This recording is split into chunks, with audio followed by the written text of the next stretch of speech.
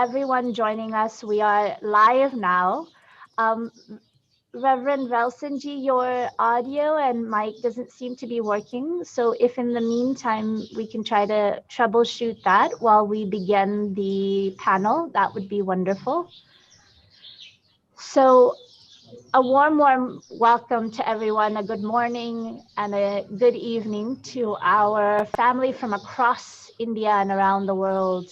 A very warm welcome to all of our esteemed panelists and speakers on this interfaith panel, which is being organized by the Global Interfaith WASH Alliance. And we are proud to partner with the UNFPA in association with Paramarth Niketan for this very extraordinary 2-day workshop with faith leaders speaking about how can we leverage the power of faith for co-creating a just and peaceful world.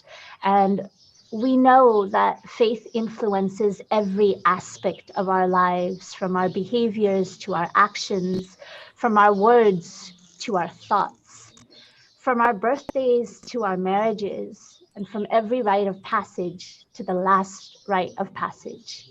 Faith is with us in every part, in every aspect of our lives. Faith also influences every section of society. Faith messages impact and inspire people of all walks of life and of all backgrounds. This is the spirit and the power of faith that the Global Interfaith WASH Alliance has harnessed to envision a world where every human being and every child has access to safe drinking water, sanitation, and hygiene. GIWA, which is the short for Global Interfaith WASH Alliance, was formally launched in 2013 at the UNICEF headquarters in New York during the United Nations General Assembly. GIWA's mission is rooted in the power of faith and faith-based messaging to expand the definition of faith so that we may strive together to bring together diverse faith traditions and create a more just, peaceful, and sustainable world for all. Today with UNFPA, we are expanding our work in co-creating a world where every pregnancy is wanted, every childbirth is safe, and every young person's potential is fulfilled. I am so glad to welcome my colleague and friend, Shriram Haridassji, who is the Deputy Representative of the UNFPA India. And he has been serving the UNFPA with his 18 years of experience in strategic planning and programming in both development and humanitarian contexts. And since 2015, Mr. Haridassji has been working with the UNFPA India and has coordinated the implementation of the country program and also serves in the UNFPA Bhutan country office. He is officially appointed as the deputy representative in October 2020, but prior to that, he has been serving with the UNFPA Sierra Leone as well as the program specialist, where in addition to overseeing implementation of large-scale donor-funded projects, he also coordinated UNFPA's response to Ebola crisis. He has previously served in UNHCR in Sri Lanka, Afghanistan, and South Sudan.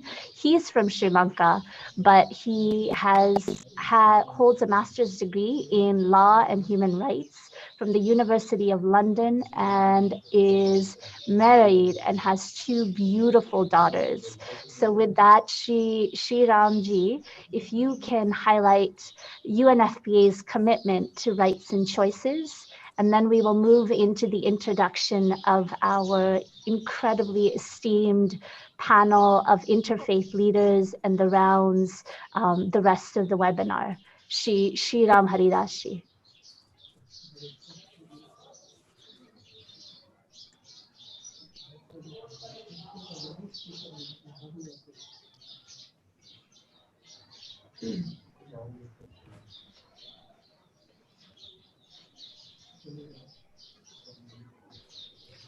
Thanks, Nandini ji, for that kind introduction. I hope everyone can hear me very well. Yes. Yes, yes. Okay. Yes. Good morning and greetings to everyone. Great. Good morning and greetings to everyone. The faith leaders who have made time to share their thoughts and messages on co-creating a more equal and just world. The teams at Global Interfaith WASH Alliance, Paramad Niketan, and UNFPA that have helped put together this webinar, and all the guests who are tuning in for this live session. It gives me great joy to be with you at this unique webinar that leverages the power of diverse faith traditions to inspire people to develop zero tolerance towards all forms of violence and discrimination and embrace peace and harmonious living as a way of life. Realizing human rights equal and inalienable for every person is the most just and meaningful goal of any society and the founding principle of the United Nations. At United Nations Population Fund, we uphold equal rights and opportunities for everyone, especially for the more vulnerable young people, women, girls, and people with diverse gender identities. We envision and continue to work towards a world where everyone, including the most marginalized women, girls, and young people, have full control over their bodies, choices, and futures, and exercise their agency without fear, pressure, or violence. As human beings, we share a common humanity. And yet, for too many people today, the comprehensive package of knowledge, services, and support they need to change their conditions, to escape from poverty and enjoy a life of health and opportunity remain beyond reach. We now actually have indisputable evidence that population policies grounded in individual rights and choices improve the well-being of women and girls, transform families and societies, and accelerate global development. For example, couples and individuals who are informed and free to make decisions about the timing and spacing of pregnancies generally choose smaller families.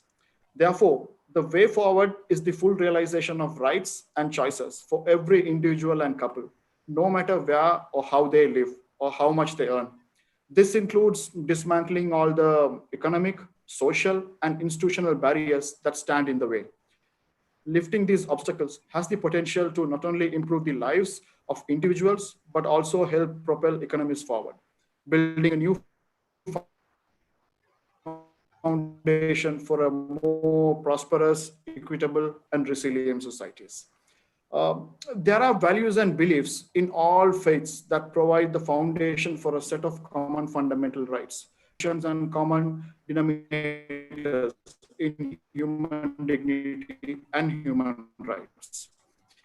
These tenets of equality and religious leaders and faith-based organizations, invoking them in their true spirit, can accelerate the journey towards our collective goal of co-creating a more just and peaceful society. Religious leaders and faith-based organizations enjoy unique relationship with members of local communities. Relationships often built on mutual respect, trust, and service to those most in need. In most countries throughout the world, including in India, if I may say, it is religious leaders and faith-based organizations who have access to resources in local settings, the largest access to the poorest and most disadvantaged communities, as well as social and moral change and transformation. Through spiritual platforms, faith-based organizations and religious leaders can access community beliefs and influence local norms. And with vast volunteer networks, faith-based organizations are well equipped to provide local people with services such as counseling, education, and training, and of course, practical and spiritual relief in humanitarian crises and emergencies. Faith-based representatives and religious leaders are therefore critically placed to address issues that go to the heart of human relations, such as women's empowerment and sexual and reproductive health, and occupy unique positions when it comes to the most sensitive social issues, such as, for example, family planning. In fact, in a number of countries, the advocacy and backing of religious leaders has led the way for the introduction and implementation of groundbreaking programs on family planning and reproductive health. Therefore, we at UNFPA strongly believe that the religious leaders and faith-based organizations should always be part of the solution, especially since they play a critical role in bringing peace with justice, because all faiths believe that human beings are equal and entitled to life, liberty, and prosperity. Therefore, we at UNFPA strongly believe that the religious leaders and faith-based organizations should always be part of the solution, especially since they play a critical role in bringing peace with justice, I believe we have lost Shriramji, but hopefully he will join again very soon. There we go. Welcome back. Hi. So, yeah, I was just finishing my remarks. Sorry, I think, yeah. So I'll just like again finish. I sincerely hope that the deliberations and the emerging messages from the faith leaders will continue to inspire us to uphold rights and choices for everyone. I really look forward to a thought-provoking and enlightening discussion. Thank you. Dhanyavad. Thank you so much, Shriramji, for setting a beautiful context to today's webinar. And with that, we move into the panel discussions. The webinar is structured in such a way where we're hoping to go through 3 different rounds in which we will ask a few questions and we will move through the 6 to 7 speakers. We have today with us a wonderful, wonderful, diverse panel of interfaith leaders. We have with us Pujya Sadhvi Bhagawati, who is the Secretary General of the Global Interfaith WASH Alliance, a beautiful, beautiful inspiration to this webinar and to the work that we're doing with UNFPA. She is also the president of the Divine Shakti Foundation and is the director of the International Yoga Festival at Parmarth Niketan. She serves here at Parmarth Niketan Ashram currently, traveling abroad though, but has graciously joined us from her travels. She is a graduate of Stanford University and holds a PhD in psychology. She has lived at Parmarth Niketan Ashram for over 25 years and gives spiritual lectures, teaches meditation, and leads a myriad of humanitarian programs. She is a renowned speaker and a best-selling author whose keynote addresses have touched and inspired a wide number of topics such as conscious business, science and spirituality, sustainable development, rights and human rights, and a business, and many, many topics of how can we find key to happiness and peace in our lives. She's a beautiful bridge between the West and the East. So she brings the logic and the knowledge of the West with the wisdom and the insights of the East.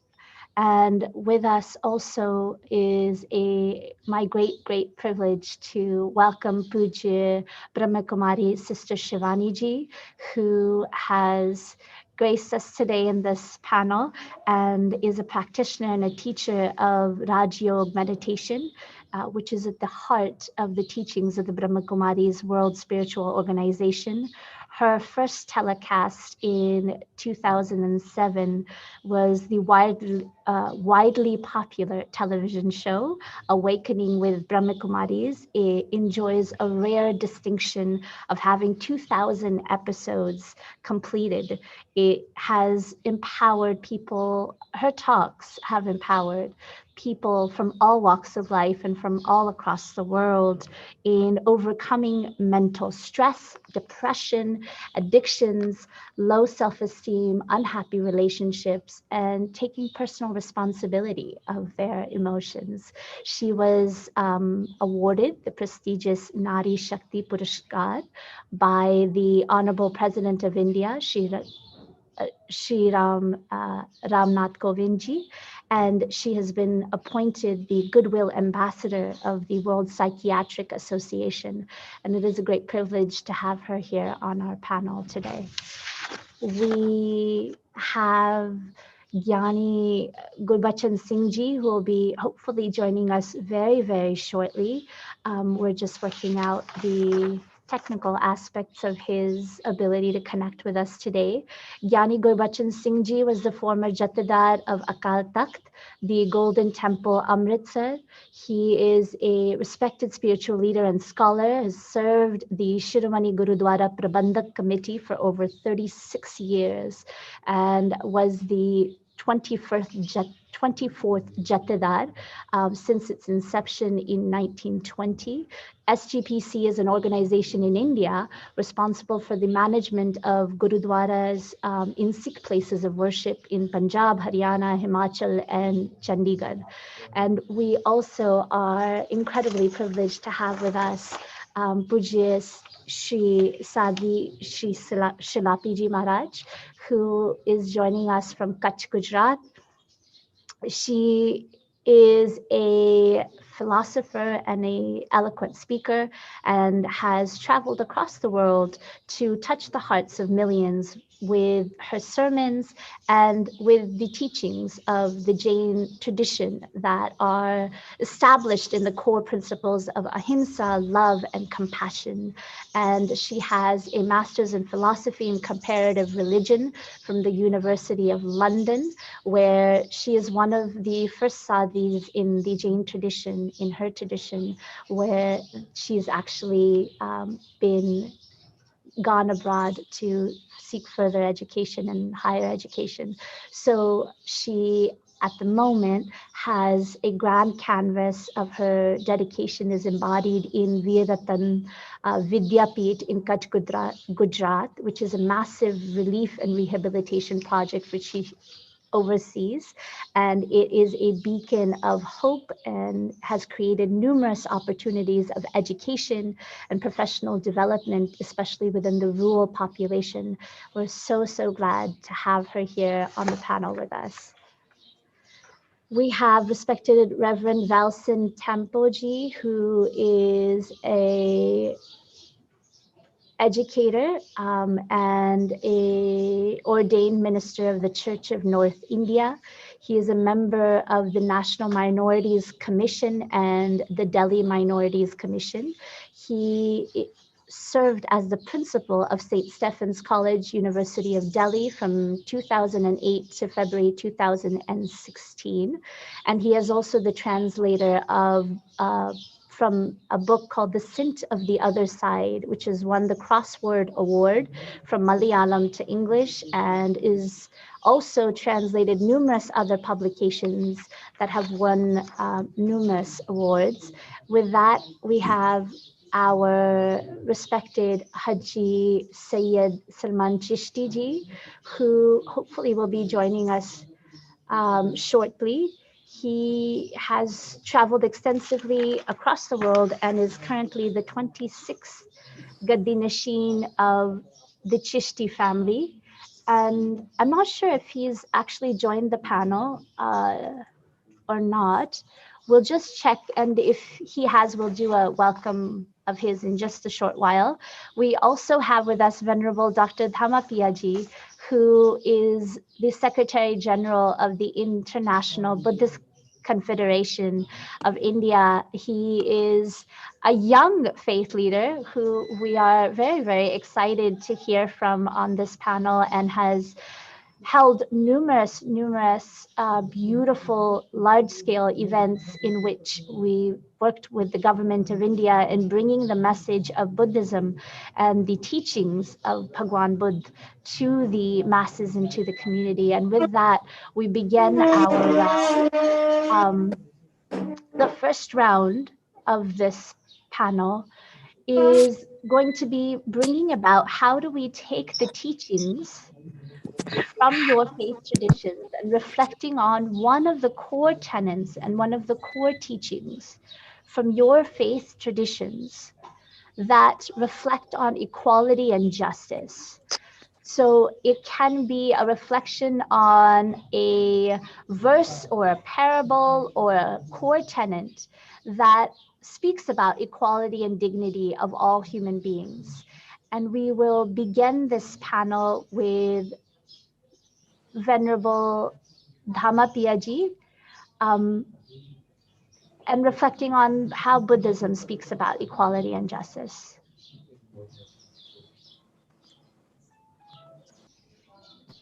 If we can have you unmute your mic.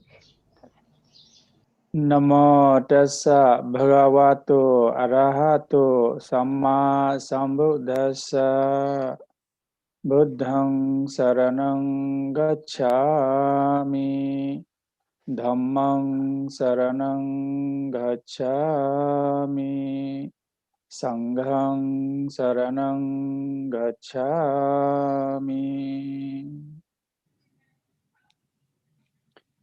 A very good morning, good afternoon, good evening to all, everyone. to all the panelists, as well as all those who are watching this live webinar from across the globe.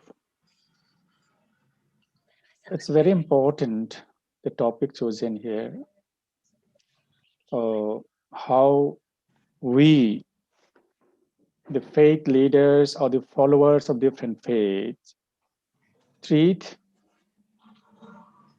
ourselves, the human beings, and also we treat the other forms of life that counts for a just and peaceful society.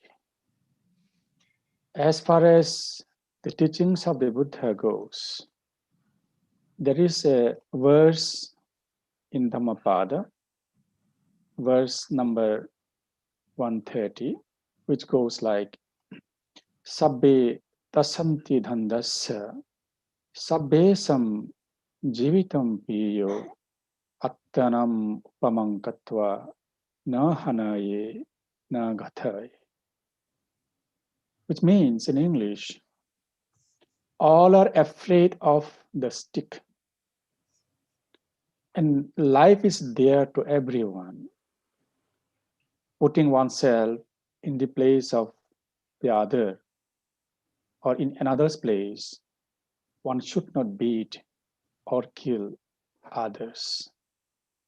And there is another verse, that is verse number 129 probably, which also speaks in the similar line.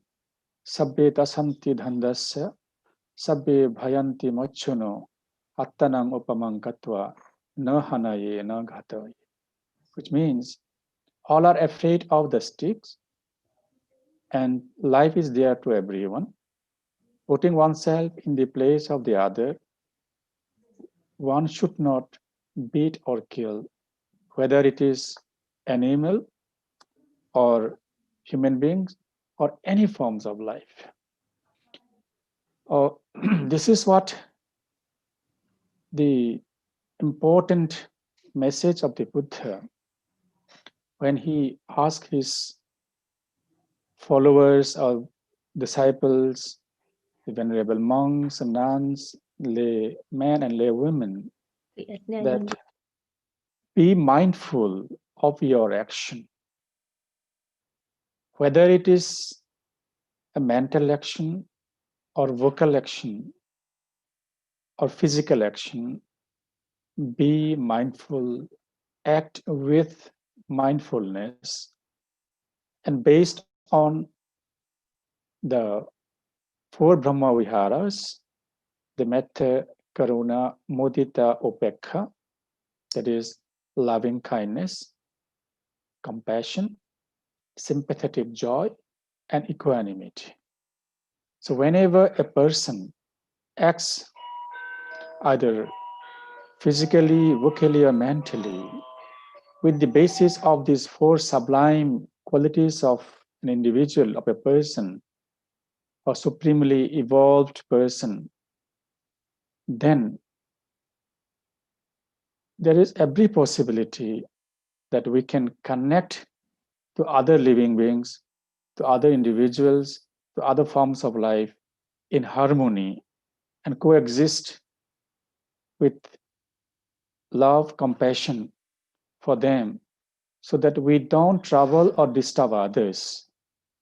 As we live ourselves in peace and harmony, we also live in peace and harmony with others. So this is what the teachings of the Buddha has to say for everyone, that we first look into ourselves inside and then try to deliver those teachings to others as well for the betterment of society. And here the other thing is, the Buddha was concerned about the system that was established during his time in the society, different strata of societies. As we all know, it was going on for a long time. the different categories that had been divided in society, our system we call here. So that was the thing Buddha has strongly emphasized, to bring an equal and just society at that point of time, admonishing the monks, whether a monk has come from a Brahmin family or a Kshatriya family or a Vaishya family or Sudra family or any other background, cultural or the faith background, it has no relevance as long as you are a Buddhist monk or as long as you have entered into the Buddha Sasana. That time when you are independent, you may think yourself as a Brahmin or Kshatriya or Vaishya or Sudra or this or that, that may be okay. But once you become a Buddhist monk, once you enter into the Buddhist monastic order, you have merged into ocean.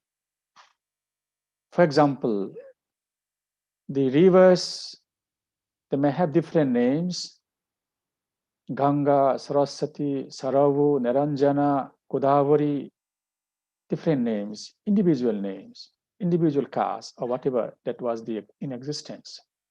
But when the rivers got merged into ocean, it has only one name, that ocean, and one taste, that is the salty taste. So also, whoever comes to Buddhism or gets connected with Buddhism, the inequality gets disappeared, and only taste is, that is peace and harmony. That's what the Buddha tried to establish, equality and just society that time.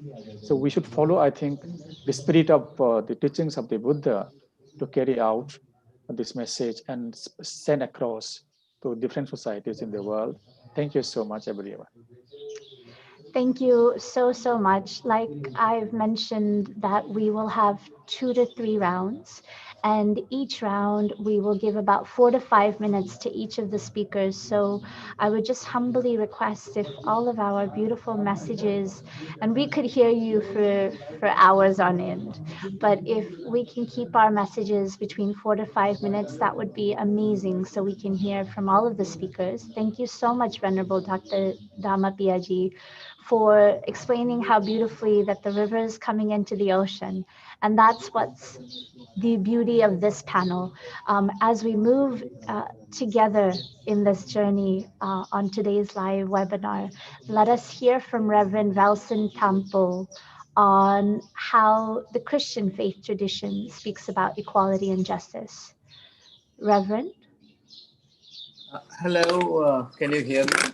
Yes, thankfully. All right, I can't see. All right. Now I can see you. There's some problem with my system. Okay. All right. Now I will keep it short and simple. The biblical tradition affirms the greatness of human creation without any discrimination. Greatness without discrimination. That's the first principle. The second principle is that everything exists only in its potentiality or predisposition. And it's a human responsibility to take potentialities to perfection. In the Judeo-Christian thought, all evils and human suffering, the various degradations and depravities that we find abounding in the world, originate in the state of imperfection. These are the expressions of imperfection. Therefore, the shaping goal of spirituality in the biblical tradition is the quest after, or the search for perfection. Now, this of course has various aspects. Now, the benchmark of perfection is that human beings are created in the image and likeness of God, which means that there is really no limit to the scope of human quest for perfection. The second point is that there is a very specific connection between human beings and the earth. God shaped the first human being out of the dust of the earth and breathed life into him. Then, of course, he creates the female out of the male. So, at any rate, the most important point is that there is a definite connection between being human and being connected to the earth. Now, how is that connection defined? God creates a garden and makes Adam and Eve responsible for the upkeep of the garden. The garden is a symbol of life which combines nourishment with beauty. The human responsibility in this world is to take care of the garden of life with the two principal goals of maintaining the beauty of life as well as keeping it nourished and multiplied. Now, unfortunately, and this is the third point to which the biblical history comes, human beings tend to move away from this goal of seeking perfection in their stewardship of earth and its resources. They create alternatives, patterns over which exercise total control. The conflict in the biblical thought is between human control and divine providence. So human beings have a tendency to move away from divine providence and establish their control and authority over creation, which is recognized as a starting point of the trouble.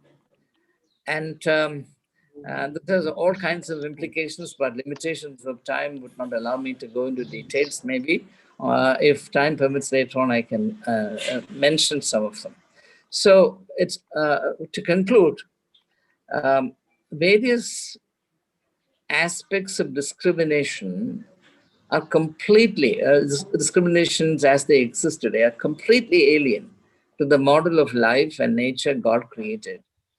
Whatever God created is pregnant with great possibilities for seeking perfection, and to the extent to which people seek or do not seek perfection in life, they create misery and suffering, not only for themselves but also for others, because human beings are all linked up in the web of life.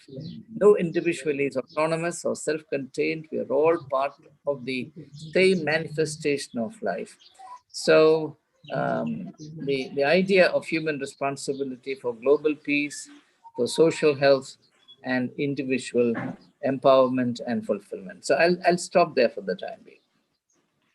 Thank you so much, Reverend Valson, for really speaking about the web of life and how we are interconnected in this web of life and the great responsibility that that brings. We request Sadhvi Shri Shilapiji to share her words on how the Jain tradition speaks about equality and justice.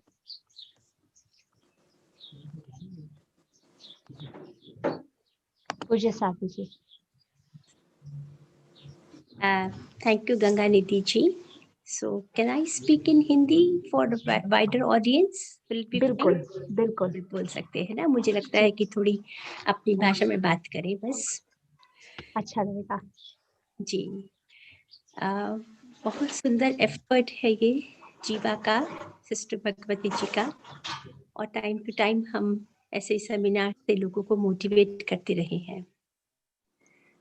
मैं ऐसा कहना चाहती हूँ कि परमात्मा की सृष्टि में स्त्री और पुरुष एक जीवन की इस गाड़ी के दो समान पहिए हैं, दो समान व्हील्स जो मिलकर यात्रा करते हैं. जितना और एक गाड़ी को अच्छी तरह से चलाने के लिए दोनों पहिए मजबूत होने चाहिए. अगर रथ का एक पहिया कमजोर है तो वो गाड़ी अच्छी नहीं चल सकती है. ऐसे ही स्त्री और पुरुष एक समाज के दोनों इक्वली महत्वपूर्ण घटक हैं और दोनों को स्ट्रॉन्ग, सशक्त और स्वस्थ होना जरूरी होता है. लेकिन कुछ ऐसा हुआ है हमारे इतिहास में कि जितना हम महत्व, जितनी हम इम्पोर्टेंस, जितनी हम पुरुष समाज को हम एक महत्व दे सके हैं, उतना हम स्त्रियों को, मातृ समाज को, मातृशक्ति को नहीं दे सके हैं। उसके कारण से हमारा समाज कुछ अस्वस्थ लगता है, कुछ असंतुलित लगता है। और समय समय पर इतिहास साक्षी है कि नारी शक्ति, मातृशक्ति अत्यधिक सुदृढ़, शक्तिशाली होने के बावजूद भी वो समाज में प्रताड़ित होती रही है और एक प्रकार से नंबर 2 स्टेटस उसको मिलता रहा है। अगर हम प्रागैतिहासिक काल से जाएं तो भगवान राम के समय में सीता मैया को, सीता माँ को वनवास मिला और जब वो वापस लौटी तो उनको अग्नि परीक्षा देनी पड़ी और उनको फिर एक साधारण व्यक्ति के कहने से उनको घर से निकाल दिया गया। एक स्त्री को इतनी यातना, इतनी प्रताड़ना क्यों सहन करनी पड़ी? हम महाभारत के इतिहास में देखते हैं कि द्रौपदी एक सशक्त नारी है और उसको 5 पतियों के साथ में रहना पड़ा और बार बार उसको अपमानित होना पड़ा। जैन तीर्थंकर, जैन समाज, जैन इतिहास में भी मैं देखती हूँ 2500 वर्ष पूर्व स्त्रियों को बाजार में दासों की तरह बेचा और खरीदा जाता था। बुद्ध समाज में भी, बुद्ध इतिहास में भी बुद्ध भगवान ने शुरुआत में ही स्त्रियों को दीक्षा नहीं दे दी कि उनके संघ में इंटीग्रिटी कम हो जाएगी। और 21वीं शताब्दी में इतनी प्रगति हमने की है, इतनी दूर तक हम पहुंचे हैं, फिर भी निर्भया जैसी कांड, निर्भया जैसे बलात्कार, निर्भया जैसी हत्याएं रोज हम समाज में देखते आए हैं, देखते जा रहे हैं। कभी किसी नाबालिग लड़की के साथ में, कभी किसी अशक्त लड़की के साथ में, कभी किसी अबला नारी के साथ में ऐसे अत्याचार होते रहे हैं और हम सब मिलकर भी इसका समाधान नहीं ला पाते हैं।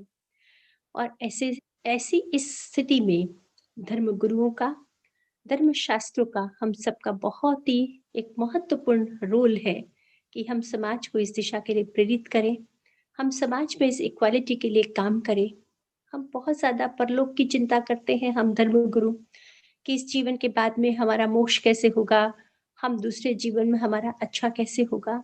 हम इस सब के लिए बहुत धर्म गुरु, धर्म संस्थानक इसके लिए प्रयत्न करते हैं, लेकिन सबसे बड़ी जो रिस्पॉन्सिबिलिटी है, इस जीवन के प्रश्नों का समाधान हम धर्मगुरु कैसे मिलकर करें, ये बहुत ही ज़्यादा महत्वपूर्ण है। जैसे हमने बुद्धिस्ट फेथ को सुना, क्रिश्चियन फेथ को सुना कि हर धर्म के संस्थापकों ने इक्वालिटी की बात की है। कभी किसी ने नहीं कहा कि पुरुष महान है और स्त्रियां हीन है। और हमने रंग भेद पर, हमने जाति भेद पर, हमने भाषा के आधार पर मनुष्य जाति को बांट दिया है और उस विभाजन के आधार पर हम संघर्ष करते रहे हैं, युद्ध करते रहे हैं और मानव को त्रास देता रहा है।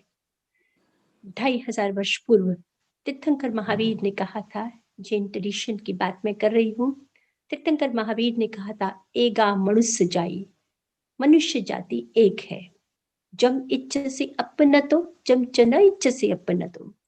जैसे तुम्हें सुख दुख प्रिय है, वैसे ही दूसरे को भी सुख दुख, जैसे तुम्हें सुख प्रिय है और दुख अप्रिय है, वैसे ही दूसरों को भी दुख अप्रिय है और सुख प्रिय है। उन्होंने पशु बलि से इस दुनिया को मुक्त किया, स्त्रियों को दास प्रथा से मुक्त किया और इंसानों को वर्ण के आधार पर जो विभाजित किया, उसके लिए उन्होंने आवाज उठाई और उन्होंने कहा, सब्वे पाणा सब्वे भूया, सब्वे जीवा सब्वे सत्ता, न हंतव्वा न अज्जावेयव्वा, न परिघेतव्वा, न परियावेयव्वा, न उद्देयव्वा। वो कहना चाहते थे, जैन ट्रेडिशन कहना चाहता है कि किसी भी प्राणी को, किसी भी जीव और किसी भी सत्व को न मारना चाहिए, न उन पर अनुचित शासन करना चाहिए, न उनको गुलामों की तरह पराधीन बनाना चाहिए, न उन्हें परिताप देना चाहिए और न उनके प्रति किसी प्रकार का उपद्रव करना चाहिए। हम ये संदेश सुनते हैं, हम ये संदेश याद करते हैं और शायद रिलीजियस रिचुअल्स की तरह इसको रोज रिपीट भी करते हैं। लेकिन आज समय आ गया है कि हम सब धर्म गुरु, हमारी मान्यताएं अलग हो सकती हैं, हमारा ट्रेडिशन अलग हो सकता है, हमारा फेथ अलग हो सकता है, हमारे उपासना करने के तरीके अलग हो सकते हैं, लेकिन समाज की इस कुरीतियों में हम सब हाथ मिलाएं और हम सब मिलकर एक स्वस्थ, सुंदर और सशक्त समाज का निर्माण करें। और इसके लिए मैं जीवा के प्रयत्नों का बहुत अभिनंदन करती हूँ कि वो सबको साथ में लेकर चल रहे हैं, और सब साथ मिलकर हम आने वाला समाज हम क्या देंगे नई पीढ़ी को? नई पीढ़ी को घृणा देंगे, हम नई पीढ़ी को हेट्रेड देंगे, ये विषमताएं देंगे, मानव का दुश्मन देंगे, मानव का दुश्मन दे ऐसा समाज देंगे कि हम ऐसे स्वस्थ समाज का निर्माण करें जहाँ हम सब मिलकर एक दूसरे के सहयोगी बने, एक दूसरे के लिए सपोर्टिव बने और एक दूसरे की खुशियों के लिए हम प्रयत्न कर सकें। Thank you very much. बहुत बहुत धन्यवाद पूज्य साधवी जी फॉर दोज मैसेजेस। आपने हमें इतिहास से लेकर के धर्म की यात्रा कराई अपने संदेश में, और बहुत सुंदर तरह से आपने सारे धर्मों का जो मूल रूप है, जिसमें इक्वालिटी और जस्टिस एक बहुत ही कोर टेनेंट है सारे ही धर्म ट्रेडिशंस में, और जैन ट्रेडिशन में आपने विशेष रूप से जो हाइलाइट्स दिया, बहुत बहुत धन्यवाद आपका। और उसके साथ हम आगे बढ़ते हैं। पूज्य साध्वी जी से मैं निवेदन करूंगी, I will request respected Pujya Sadhvi ji to share her words on the tradition, the Hindu tradition, and how we speak of equality, justice in the Hindu tradition. It's such a joy to be with you all today. To be able to celebrate really the power of this partnership, this coming together of GIWA, means life, with the United Nations, with UNFPA, and really to celebrate, to understand this power of faith, and just such deep gratitude to our incredible team of GIWA there on the ground in Rishikesh, Ganga, Nandini ji, Arya ji, and the whole team making this possible. I'm hearing all of the birds singing behind her, and even though it's only been a few days that I've been out, just already missing Rishikesh so much, and such deep gratitude to Shriram ji and the whole team from UNFPA. And of course, such full heart of love and appreciation and gratitude for our faith leaders coming together to be together in this beautiful program, because it's not just a webinar, it's not just a talk. It's really about every time we come together, we get stronger together. Every time we come together, we become more of one together. And every time we are more of one, that power of our unity multiplies and multiplies and multiplies, and the ripple impact across the world is so powerful. So deep gratitude to all of you. And in the Hindu tradition, really, almost anywhere you look, almost any scripture, any teaching, any mantra, any shloka, any story is going to have something in it that emphasizes the, not just dignity, not just right, but the divinity of all. One of my favorite mantras that I share so frequently is the teaching from the Upanishad that says, Ishravastimidam sarvam, yat kincha jagatyam jagat, tena tyaktena bhunjita, magradava pasyasvitanam. It means all of the universe, everyone, it doesn't say everyone except people with a certain skin color, everyone except women, everyone except lower caste, everyone except those religions. No, everyone is pervaded by the divine, everything pervaded by the divine. So we're not talking even just about dignity and equality and rights, we're talking about divinity. Completeness. So obviously, where the scripture is saying this being is divine, this being is pervaded by all that is divine and perfect, that being is entitled to dignity. That being is entitled to right. My favorite story is the story of Shri, which fits in so beautifully here because it's the story of a poor, low caste, so a low socioeconomic status, low caste village woman who was filled with nothing. Pockets may have been empty, bank accounts may have been empty. But her heart was so full of love for God that Lord Ram actually went to her. We don't have time to go into all of the story, but it's such a powerful story, especially in the juxtaposition of Shorpanaka, for example, or other characters where, whether it's Lord Ram in the Ramayana, whether it's Krishna in the Mahabharata or other epics, what we see over and over again is this embodiment of divinity. Those who are simple and pure, and in this case, female,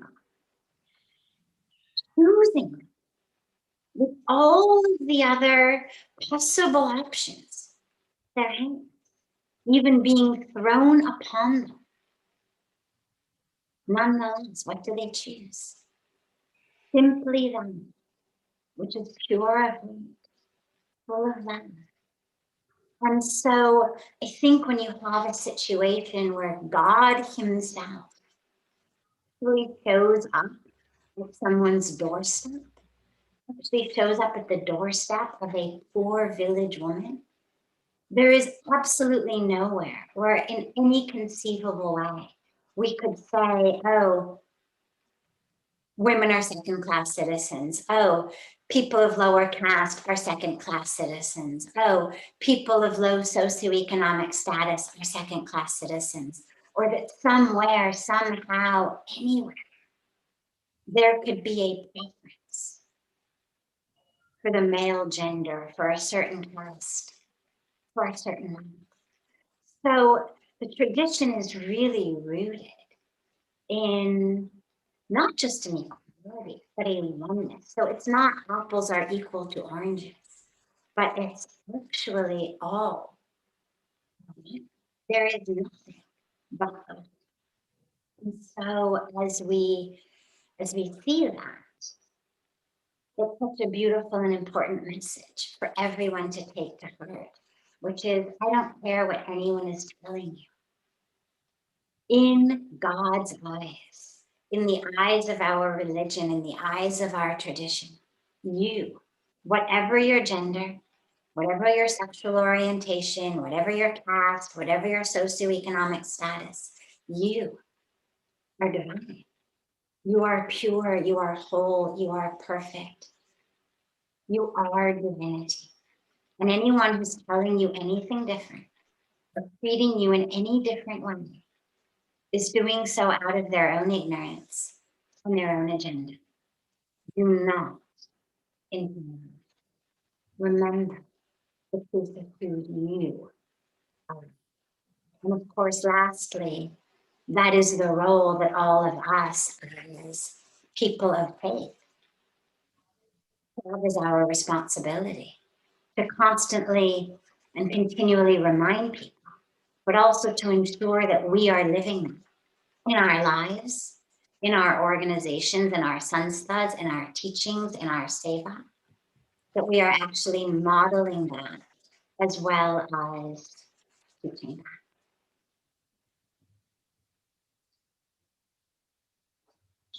Thank you so much, Sadhvi. I feel like when you moderate a panel of faith leaders, it's just, you know, you need to take a moment just to be silent and take in the words. And I think we'll have many moments like this in this panel where I encourage the participants and the people who are watching us live stream to really just take in the messages and reflect on them, and take that opportunity to have such divine words being spoken here and being shared here. With that, we are extremely privileged to have Giani Gurubachan Singhji, who has joined us. And as I mentioned, Giani Gurubachan Singhji was the former Jathedar of Akal Takht and a senior, an elder faith leader who we are so excited about hearing from. और उनकी मार्गदर्शन, उनकी आशीर्वाद आज हमारे साथ जुड़ी है और उसके लिए हम बहुत ही आभारी हैं कि उनके जो पूरी टीम है इस तरह से कोऑर्डिनेट किया कि वो ज्वाइन कर पाए हमें, और उनसे निवेदन होगा कि अपने मार्गदर्शन से सिख धर्म में कैसे न्याय और सद्भावना और समानता के बारे में बताया गया है आपके ग्रंथ, आपके ट्रेडिशंस, आपकी टीचिंग्स में, उसके बारे में आप हमारे साथ शेयर करें। और उनके साथ जो हम लोग कई सारी यात्राएं किए हैं, कई सारे प्रोग्राम किए हैं, और साथ ही उनकी आशीर्वाद भी हमें सुनने को बहुत ही अलग अलग प्लेटफॉर्म्स पे अवसर मिला है। निवेदन है कि ज्ञानी गुरबचन सिंह जी अगर अपने शब्दों से, अपने मार्गदर्शन से हमें आज ब्लेस कर सके और आशीर्वाद दे सके।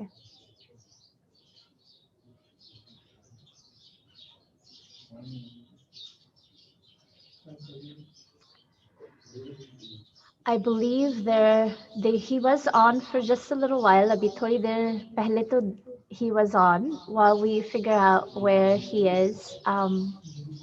Wonderful. Satyendra ji, are we ready to have Maharaj ji on? Please wait. No problem. Sat Sri Akal Maharaj Shri. Sat Sri Akal ji. Sat Sri Akal, Sat Sri Akal. महाराज जी, आपके आशीर्वाद अगर हम सबको प्राप्त हो कि कैसे सिख धर्म में न्याय, समानता, सद्भावना के बारे में आपकी क्या टीचिंग्स, आपकी क्या ऐसे ग्रंथ में लिखे गए हैं, उनके कुछ संदेश आप हम सबको बताएं। वाहिगुरु जी का खालसा, वाहिगुरु जी की फतेह। सर्व धर्म श्रेष्ठ धर्म, हर को नाम जप निर्मल करम। ਅੱਜ ਸੰਸਾਰ ਦੇ ਉੱਤੇ ਜਿੱਥੇ ਸਾਰੇ ਹੀ ਧਰਮ ਗ੍ਰੰਥ ਬਹੁਤ ਹੀ ਸੱਜਾ ਸੁੰਦਰ ਉਪਦੇਸ਼ ਬਖਸ਼ਿਸ਼ ਕਰਦੇ ਹਨ, ਉੱਥੇ ਗੁਰੂ ਗ੍ਰੰਥ ਸਾਹਿਬ ਜੀ ਵੀ ਸਮੁੱਚੀ ਮਾਨਵਤਾ ਦੇ ਭਲੇ ਵਾਸਤੇ, ਅਮਨ ਸ਼ਾਂਤੀ ਵਾਸਤੇ ਔਰ ਸਮੁੱਚੇ ਸੰਸਾਰ ਦੇ ਵਿੱਚ ਭਾਈਚਾਰਾ ਪਿਆਰ ਪੈਦਾ ਕਰਨ ਵਾਸਤੇ ਬੇਅੰਤ ਉਪਦੇਸ਼ ਬਖਸ਼ਿਸ਼ ਕਰਦੇ ਹਨ। ਸਾਹਿਬ ਸ਼੍ਰੀ ਗੁਰੂ ਗ੍ਰੰਥ ਸਾਹਿਬ ਜੀ ਨੇ ਪਾਵਨ ਉਪਦੇਸ਼ ਬਖਸ਼ਿਸ਼ ਕੀਤੇ ਹਨ। ਏਕ ਪਿਤਾ ਏਕ ਸਕੇ ਹਮ ਬਾਰਿਕ, ਤੂੰ ਮੇਰਾ ਗੁਰਹਾਈ, ਔਰ ਸਭੇ ਸਾਂਝੀ ਵਾਲ ਸਦਾਇਨ, ਤੂੰ ਕਿਸੇ ਨ ਦਿਸੇ ਬਾਹਰਾ ਜੀਓ ਦੇ ਪਾਵਨ ਬਚਨਾਂ ਦੇ ਅਨੁਸਾਰ ਅੱਜ ਲੋੜ ਹੈ ਸਾਨੂੰ ਸਾਰਿਆਂ ਨੂੰ ਇੱਕ ਪਰਿਵਾਰ ਦੀ ਤਰ੍ਹਾਂ ਮਿਲ ਕੇ ਰਹਿਣ ਦੀ, ਔਰ ਸਮਾਜ ਵਿੱਚ ਜਿਹੜੀਆਂ ਬੁਰਾਈਆਂ ਨੇ ਉਹਨਾਂ ਨੂੰ ਧਰਮ ਦੇ ਉਪਦੇਸ਼ਾਂ ਦੇ ਅਨੁਸਾਰ ਆਪ ਜਿਸ ਤਰ੍ਹਾਂ ਸਤਿਗੁਰੂ ਪਾਤਸ਼ਾਹ ਜੀ ਨੇ ਬਚਨ ਕਹੇ, ਗੁਰ ਪਰ ਕਾ ਬੁਰਾ ਨਾ ਰੱਖੋ ਚੀਤ, ਤੁਮਕੋ ਦੁੱਖ ਨਹੀਂ ਭਾਈ ਮੀਤ, ਔਰ ਇਸੇ ਤਰ੍ਹਾਂ ਇਤਿਹਾਸ ਨੇ ਵੀ ਕਿਹਾ ਪਰ ਕਾ ਬੁਰਾ ਨਾ ਰੱਖੋ ਚੀਤ, ਤੁਮਕੋ ਦੁੱਖ ਨਹੀਂ ਕਿਸ ਰੀਤ। ਅਸੀਂ ਆਪਣਾ ਵਿਗਾਰ ਬਿਰਾਨਾ ਸੰਢ ਹੈ, ਆਪਣਾ ਵਿਗਾੜ ਕੇ ਵੀ ਦੂਸਰੇ ਦਾ ਸਵਾਰਨਾ ਹੈ, ਤਾਂ ਹੀ ਸਮੁੱਚੀ ਸੰਗਤ ਦੇ ਵਿੱਚ ਸੱਚ ਦਾ ਉਪਦੇਸ਼ ਹੋ ਸਕਦਾ ਹੈ। ਸਾਹਿਬ ਸ੍ਰੀ ਗੁਰੂ ਨਾਨਕ ਪਾਤਸ਼ਾਹ ਜੀ ਨੇ ਆਪ ਸਾਂਝਾ ਉਪਦੇਸ਼ ਬਖਸ਼ਿਸ਼ ਕੀਤਾ, ਆਪ ਸਤਿਗੁਰੂ ਨੇ ਸਾਤੀ ਖੇਤੀ ਕੀਤੀ ਔਰ ਸਾਨੂੰ ਸਾਰਿਆਂ ਨੂੰ ਧਰਮ ਦੀ ਕਿਰਤ ਕਰਨੀ, ਨਾਮ ਜਪਣਾ, ਵੰਡ ਛਕਣ ਦੇ ਵਾਸਤੇ ਸਤਿਗੁਰਾਂ ਨੇ ਇਹ ਪਾਵਨ ਪਵਿੱਤਰ ਉਪਦੇਸ਼ ਬਖਸ਼ਿਸ਼ ਕੀਤਾ ਹੈ।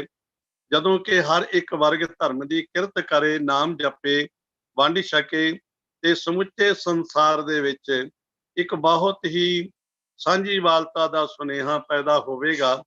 ਅੱਜ ਲੋੜ ਹੈ, ਜਿਸ ਤਰ੍ਹਾਂ ਆਪ ਜੀ ਦੇਖਦੇ ਹੋ ਕਿ ਅੱਜ ਸਮੁੱਚੇ ਸੰਸਾਰ ਦਾ ਕਿਸਾਨ, ਕੇਵਲ ਪੰਜਾਬ ਹੀ ਨਹੀਂ, ਸਮੁੱਚੇ ਸੰਸਾਰ ਦਾ ਕਿਸਾਨ ਇੱਕ ਧਰਨੇ ਤੇ ਬੈਠੇ ਹੋਏ ਨੇ ਤਾਂ ਕਿ ਸਮੁੱਚੀ ਮਨੁੱਖਤਾ ਦਾ ਇਸ ਦੇ ਵਿੱਚ ਭਲਾ ਹੋ ਸਕੇ।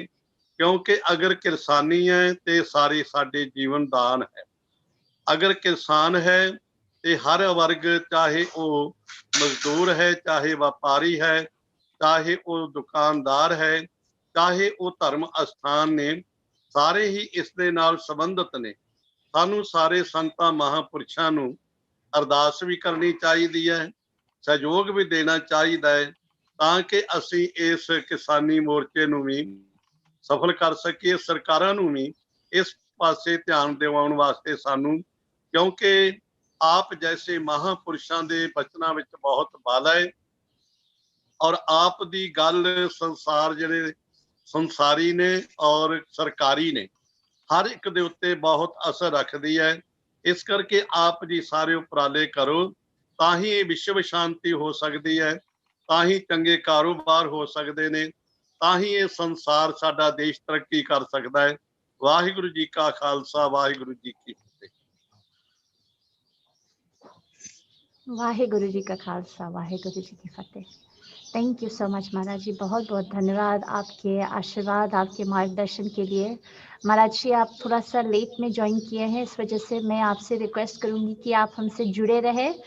और अगले राउंड में इसमें 3 राउंड्स है, 3 अलग अलग हिस्से हैं इस वेबिनार का। ये पहला हिस्सा था। अगले हिस्से में भी आपके मार्गदर्शन हमें चाहिए होंगे, तो आप हमारे साथ ऐसे ही बने रहिएगा महाराज जी। बहुत बहुत धन्यवाद। उसी के साथ आई move to end of this round with a beautiful request to respected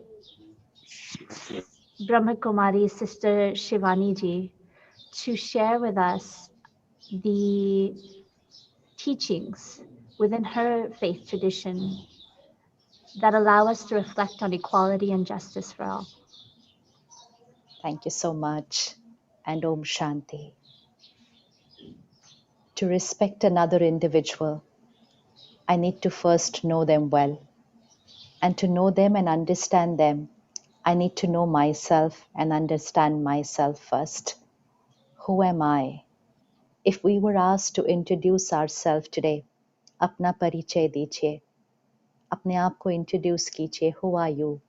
Our introduction starts with our name, our religion, our nationality, our family, our education, our profession. This is what is our identity, is what we believe. So our vocabulary goes I am, and then it will be male or female. I am an Indian or an American or an Australian, depending on the country where I live. I am a Hindu, Muslim, Sikh, Christian, depending on which family I was born in and which religion I practice. I am an engineer, a doctor, a lawyer, a business leader. I am a mother, a father, a child, a sibling. I am, fill in the blank. We have a lot of labels there. These are our roles, responsibilities. But is this who I am? Or is this mine? Is this body who I am? Or is this mine? We say, my hand is paining. My head is hurting. I hurt my foot today. My whole body is hurting today. We never say, the body is hurting today. I said, my body is tired today. It's mine. So it's my name, my body, my religion, my nationality, my profession. If everything is mine, then who am I? I. The first introduction that every religious teaching gave us was, who am I? I, the energy. It can be called by different names: Atma, soul, spirit, light, consciousness, power. नाम अलग है, भाव तो एक ही है. Understanding. This is I. I am that energy, the light, the soul. This body is mine. So I, the soul, today am wearing this body. This body is like my costume. Today we are in this costume. Tomorrow we will be in another one. So the gender, male or female, is of the costume, not of I. I am a soul talking to another soul. Then my name, my religion, my nationality, my profession, we just need to separate these two. The I cannot be mixed with the mine. Everything is mine. So let's visualize it like a diamond. The diamond is I. Then the box in which the diamond is kept is this body. And then all the labels of who I achieve, what I achieve in my life is like the wrapping paper, the ribbon. This is all what is visible to the world. But what's not visible is the diamond.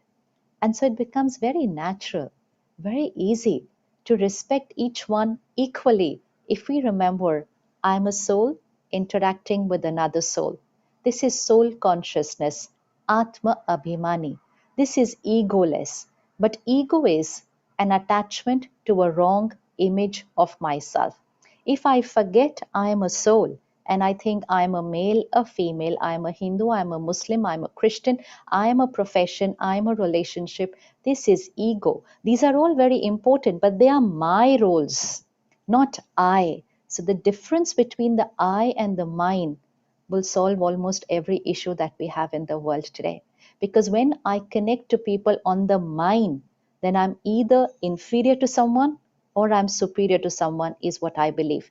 But when I connect to the other one as I, the soul, talking to another soul, we are all the same. We're all the equal. Then it doesn't matter which one is the gender, which religion, which nationality, which economic status, which profession. It doesn't matter. They're only the roles we play. So the actor is one. The roles are many. We're connecting not to the actor. We're connecting to the roles. So just shifting from role consciousness, from ego consciousness to soul consciousness will allow us to be respectful and dignified, not just in our words and behavior, but in our thoughts of equality, unity, and acceptance for everyone, because each one is the same, a pure, divine, peaceful, powerful soul.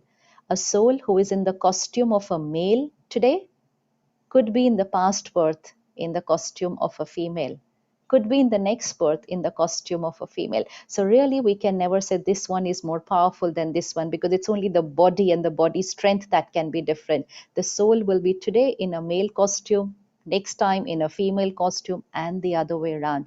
So the soul carries the sanskars, It is only the conditioning in society which created these barriers. But religion and spirituality always taught us, I am a soul. मैं आत्मा हूँ, अजर अमर अविनाशी, आज इस शरीर में, कल किसी और शरीर में. लेबल्स बदलेंगे, रोल्स बदलेंगे. आत्मा पवित्र, शक्तिशाली और दिव्य है. Om Shanti. Thank you so much, Sister Shivaniji. I think you've beautifully bridged the first and the second round together in your address, especially because we were going to talk about, what are the reasons for violence and inequality and injustice in our society, and you've really hit at the root of that problem. But I'd like for us to just explore that a little longer with some of the other faith leaders of जो आज की हमारे समाज में हम असमानता देखते हैं, especially हमारे gender roles में, gender traditions में, स्पेशली आपने जिस तरह से ये कहा कि ये डायमंड और उसके ऊपर ये जो बॉक्स है, ये बॉडी है, और उसके ऊपर जो हम लेबल्स डालते हैं, तो उसको हम थोड़ा सा एक्सप्लोर करें कि ये जो सोशल आइडेंटिटीज़ है हमारी, वो सोशल आइडेंटिटीज़ हमारे समाज में जो हायरार्की उसके साथ एसोसिएटेड है, और उस हायरार्की की वजह से पूज्य साध्वी जी ने भी बहुत ही सुंदर तरह से कहा था कि इक्वालिटी डज नॉट मीन कि हम पुरुष और नारी एक समान एक तरह है, वो अलग है, लेकिन उनकी डिविनिटी, उनके समाज में जो कॉन्ट्रीब्यूशंस है वो इक्वल है. And how can we really take कि आजकल स्पेशली कोविड पैंडमिक के समय हमें घरों में घरेलू हिंसा है, ज़्यादातर हम वो देखने को अवसर मिला था कि जब लोग लॉकडाउन में थे तो घरेलू हिंसा बढ़ी. तो ये जेंडर के जो रोल्स है, जेंडर की जो कॉन्स्ट्रक्ट्स है, जो हमारे सोसाइटी में एक सिस्टम ऑफ ऑप्रेशन क्रिएट करती है, जिसके वजह से नारी और पुरुष में ये जो असमानता है, ये जो लिंग की असमानता है, उसको हम कैसे, कहाँ पे हमारे धर्म के जो ट्रेडिशंस हमने सुना आप सब से ही कि सारे ट्रेडिशंस में इक्वालिटी और जस्टिस की बात है, सारे ट्रेडिशंस लगभग कोर एसेंस और फाउंडेशन यही है कि we are all part of that divine creation and equally divine. But कहाँ पे ये teachings नहीं apply हो रही है, या कहाँ पे उसकी understanding की कमी हो रही है, और आपकी संस्थाएं उसके लिए क्या कार्य कर रहे हैं, especially इस कमी को दूर करने के लिए. तो मैं रिक्वेस्ट करूँगी कि हम दोबारा से पूज्य साध्वी शिलापी जी से सुने उनके कार्यों के बारे में, और स्पेशली उन्होंने बहुत सुंदर तरह से अपने प्रीवियस एड्रेस में ये इनइक्वालिटीज़ को हिस्टोरिकल कॉन्टेक्स्ट में डाला, लेकिन आज की दुनिया में जो हम इनइक्वालिटीज़ देखते हैं उसको हम कैसे दूर करें, और आपकी संस्थान उसके लिए क्या कार्य कर रही है. Thank you. Thank you Nandini ji. अच्छा, बहुत सुंदर सबने अपनी बातें कही, और जैसे मैंने कहा कि धार्मिक संस्थाएं हैं वो सिर्फ परलोक की बात ना करें, धार्मिक संस्थाएं आज के जीवन के प्रश्नों के समाधान के लिए भी काम करें, ये बहुत बहुत इम्पॉर्टेंट है. तो हमारी संस्था जो है वो 50 साल पुरानी संस्था है, उसका नाम वीरायतन है, और ये साध्वियों के द्वारा संचालित, उनके द्वारा बनी हुई संस्था है. और इस संस्था की हेड भी एक फीमेल है, आचार्य चंदना जी. मुझे लगता है कि इस पेंडेमिक में जो बहुत वायलेंस हुआ है, घरेलू हिंसाएं हुई हैं, लोग फ्रस्ट्रेट हुए हैं, लोगों के पास में बहुत चैलेंजेस हैं, और उन चैलेंजेस को सॉल्व करने का जब तरीका नहीं मिलता है, तब हमारी ट्रेनिंग ऐसी है, हमारी समझ ऐसी है कि हम उसमें हिंसक हो जाते हैं.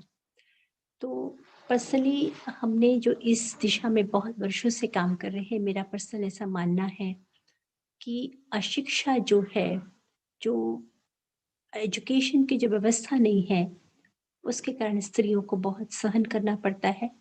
घर में एक बहुत अच्छा एटमॉस्फेयर नहीं बन पाता है.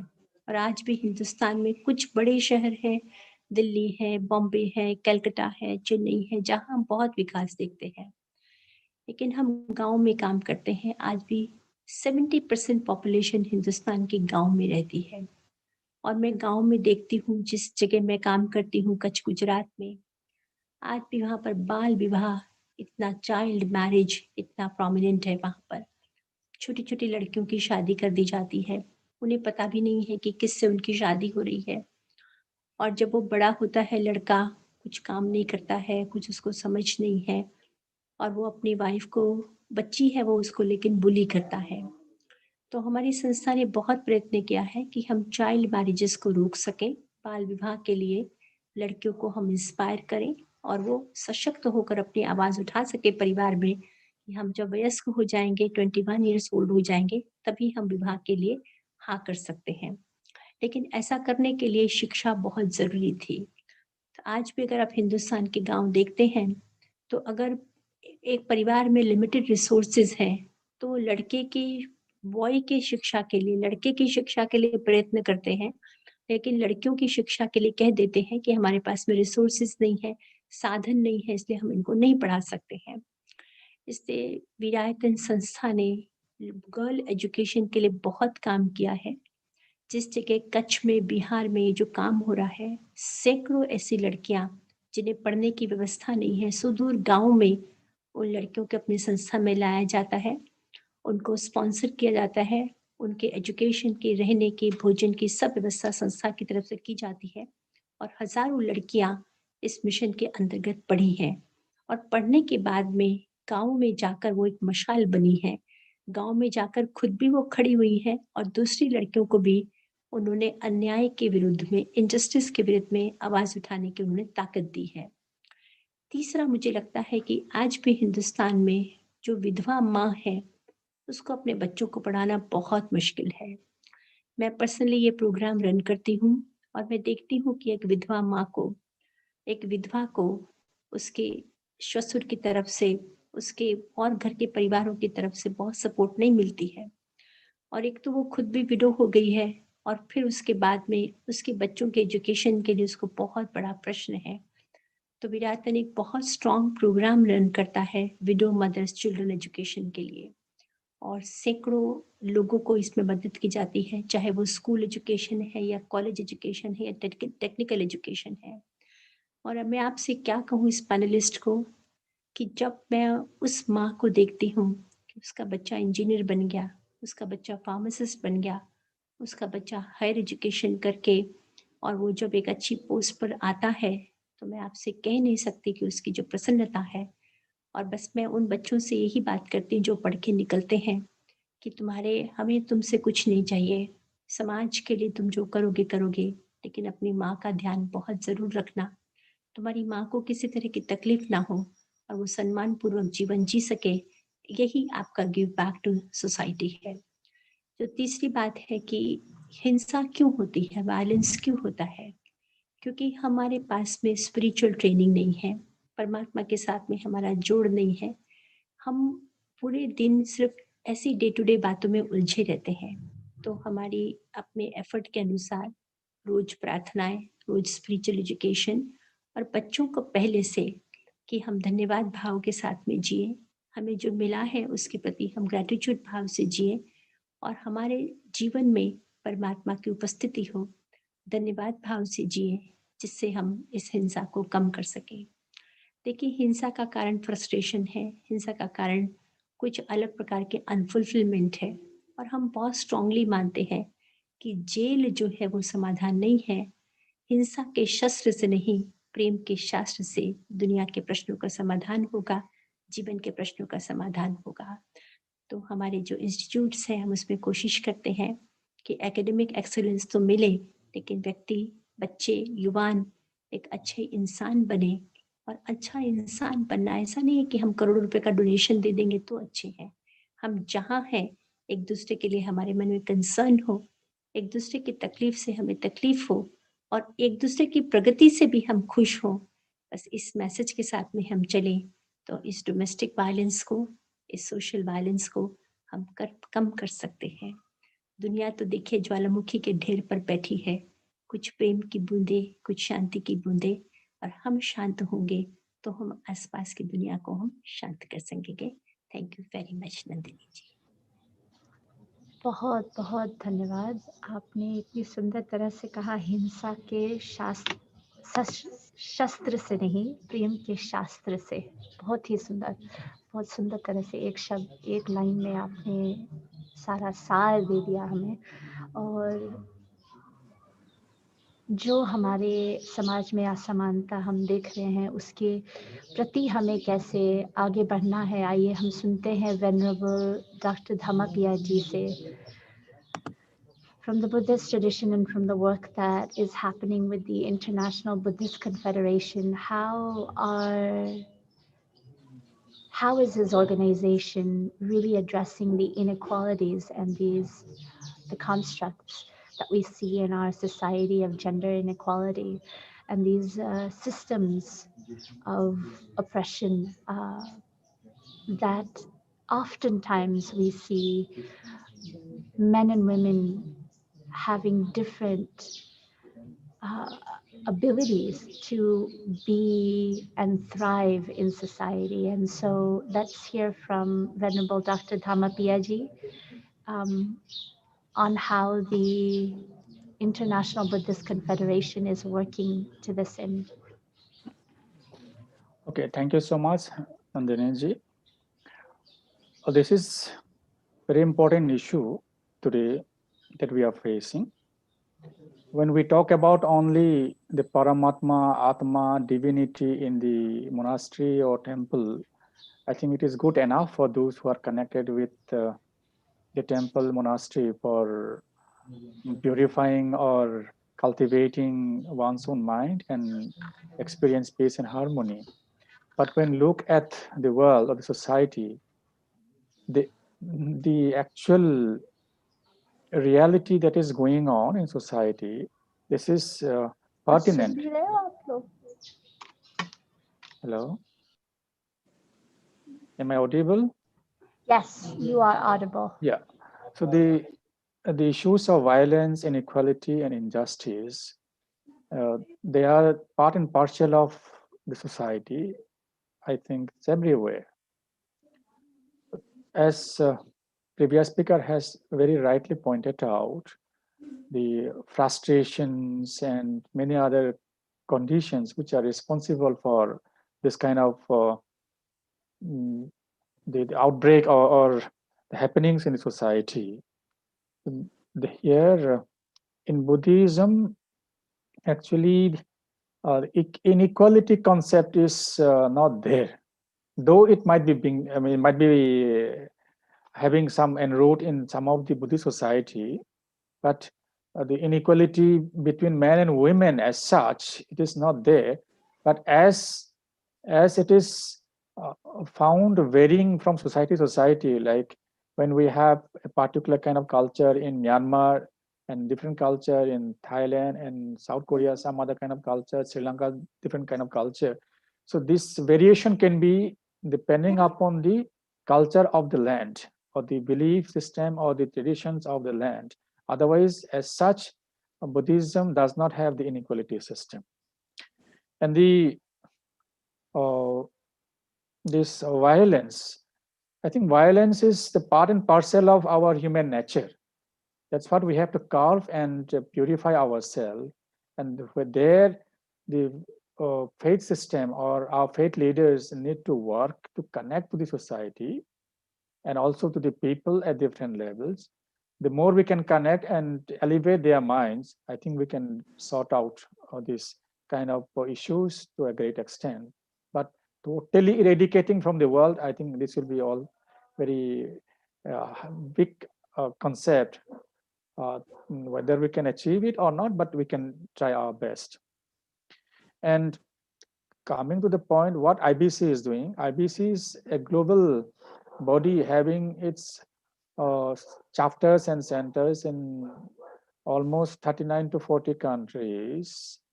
So we have all collectively decided to do our best to address the COVID-19 issues that we have been working.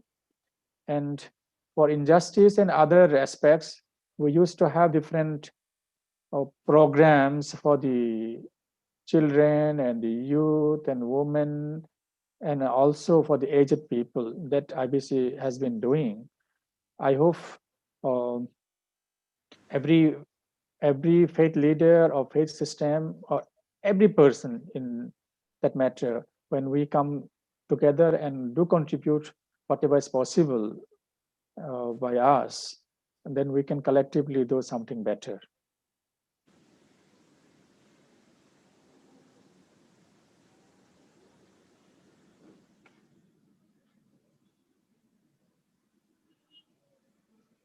Not audible now. Thank you so much, Venerable Dhammapiyaji. And I think that's what we're reflecting on, is how from our faith traditions, which speak about equality and justice, do we in today's society see this inequality, and then what do we do about it? And thank you for shedding some light on this aspect, and we look forward to working together across faith-based organizations and faith traditions to make a more just and peaceful society. And with that, we request Reverend Valson Tempo to share his words and his insights on addressing, again, I mentioned, we've heard from all of you on how your faith traditions speak about equality and justice, but really this round is about when we see inequality in our societies, how do we address them? And what are you personally committed to? What is your organization committed to taking action towards ending? Valson. Greetings to everyone once again. From the Christian point of view, the foremost issue in the field of, or in the sphere of religion, is a complete breakdown between theory and practice.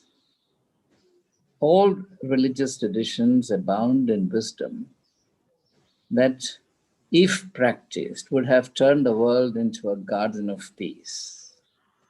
The fact is that spiritual insights exist in isolated pockets, but reality is controlled by something else.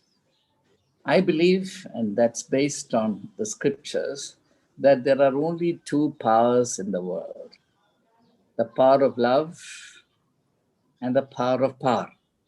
Only two principles: love and power. In the spiritual world, we talk about love, but that has no bearing on the world as it is organized and lived, which is organized entirely on the basis of power. Now, this has got a whole range of implications to which I will not turn now. Let me give an illustration, which is quite common. If you have watched tennis players playing tournaments, these professional circuits, you will see a player executing a bad stroke and then breaking his racket. He practices, he breaks into violence. Why does he do so? He does so because there is a huge gulf between what he wanted to do and what he actually did.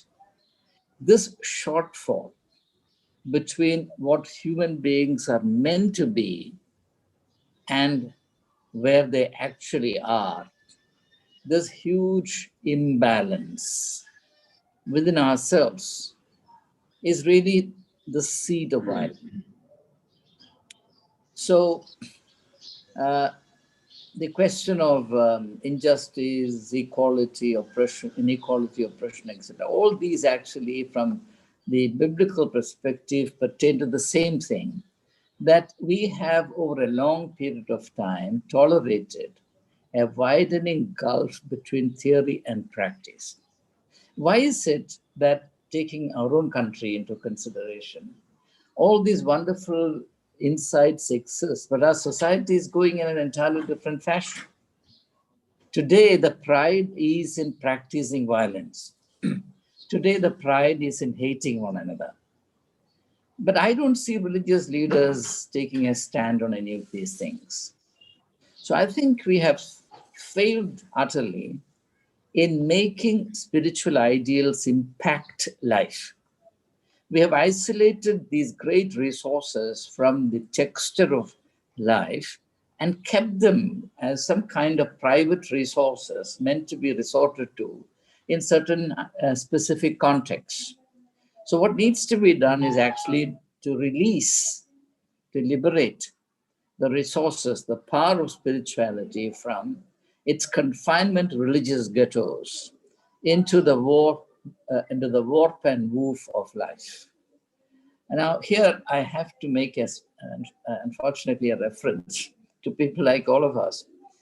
We are responsible for creating a dichotomous worldview in which religion exists for itself, the world exists on a different platform. We have failed in enunciating an integrated vision of life. When we look at Gandhiji, for example, Gandhiji deemed spirituality to be an integral part of politics.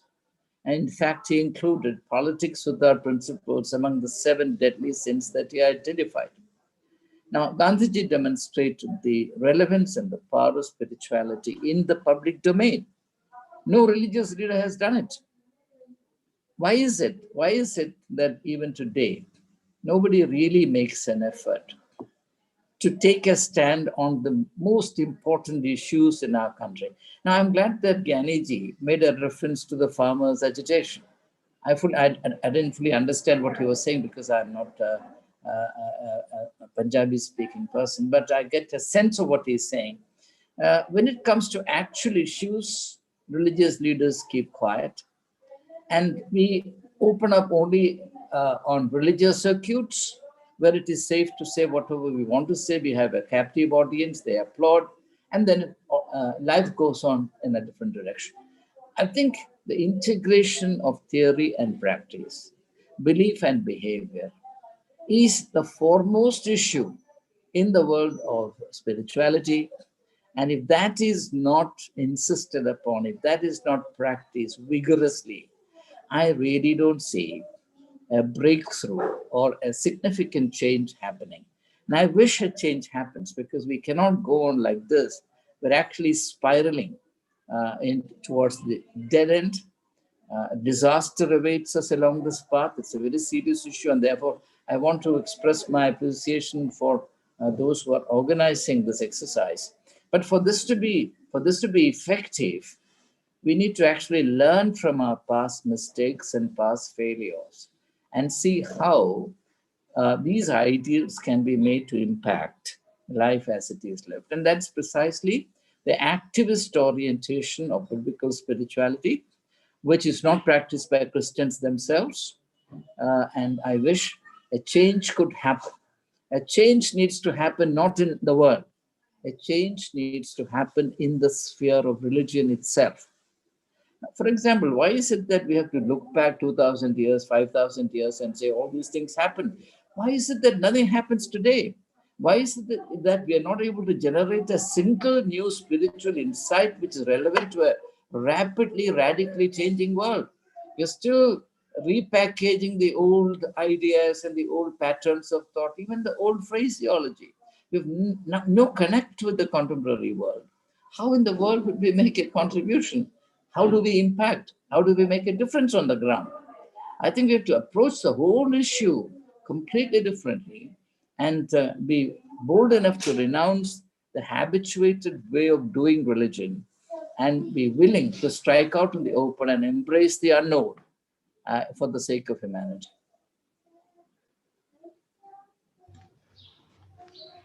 Thank you, Reverend Valson-ji, for a very honest reflection on how our faith traditions and our ideals need to apply to our modern reality. And with that, I request Giani Gurubachan Singhji for his address and his margdarshan. महाराज श्री से मैं निवेदन करती हूँ ज्ञानी गुरबचन सिंह जी कि वो हमें मार्गदर्शन दे कि आज के समाज में जो हम असमानता देखते हैं, उस असमानता स्पेशली कोविड के कॉन्टेक्स्ट में, स्पेशली लिंग असमानता के ऊपर हम रिफ्लेक्शन करते हुए इसके रीजंस क्या है और आपके कौम, आपकी जो कांग्रेगेशन है इसके लिए किस तरह से प्रतिबद्ध है, किस तरह से कार्य कर रही है। ज्ञानी गुरबचन सिंह जी आपके मार्गदर्शन हमें मिल सके इस पे, that would be a beautiful, beautiful blessing to this webinar.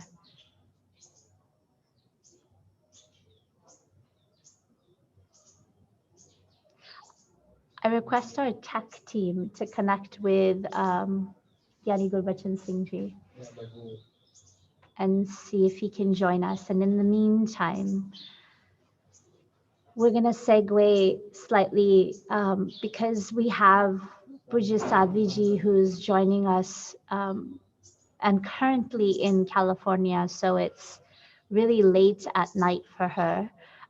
So we will ask her to actually come in and do her address and actually combine in her address the question of this round, which is looking at how do we see the inequalities in our society today and how do we address them, as well as what her organization and faith tradition is working on, but also ending and concluding her remarks for this session with what is then her role, what is then her message to women and youth and men, to bring about a culture of peace and inclusion, as sort of her closing remarks and her closing message as well. So if you can combine both of those two, then we can at least ask you to have a good night's sleep as well. It's actually so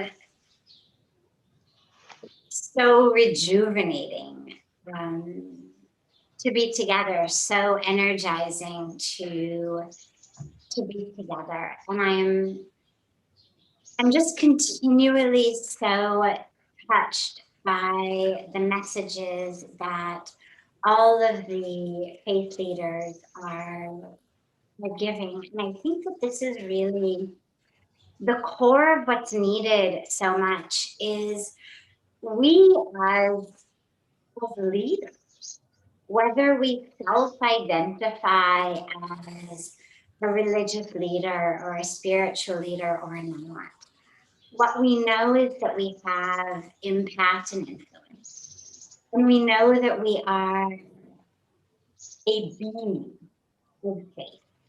We are embodying, inhabiting a human life that is one dedicated to faith, to spirituality, to the divine, however we articulate them. And it's so important because we need to be speaking and enduring in the world that which we are saying here. So coming together and listening to the vehemence, the passion, the love, the commitment with which everybody is speaking is so uplifting for me. And it just makes me even more deeply aware of how important it is for us to make sure that that is what we speak in the world, whether it's on major platforms, on major stages, whether it's in our organization, whether it's on an individual capacity. And this is really important because sadly what we see so much even in the world of faith and religion is many of us have started catering to what people want to hear. And there's a sense of, oh, shayad logon ko acha nahi lagega, shayad bura manenge, wo kya sochenge, shayad wo fir matlab hamare channel nahi dekhenge, ya hamare page mein nahi aayenge, ya hamare mandir ya mosque ya gurdwara ya church mein nahi aayenge, kisi aur ke paas jayenge. And it's really sad to see the way that so many in the world of faith and spirituality and religion have begun to cater the messages to what we think people want to hear. And as we speak about the problem and also the solution, you know, Sister Shivaniji was speaking so beautifully about how we don't know who we are. And if we don't know who we are, then of course we're not going to know how to move through the world. We're not going to know how to interact with others. And so for those of us who are committed to a life of knowing ourself, our capital S. Let us make sure that with connection to the divine, to ourselves, to our tradition, with courage, with creativity, with commitment, that we take that into the world. That's the role. That's when you say Garam Gurus. That's the role that's been there for thousands and thousands of years.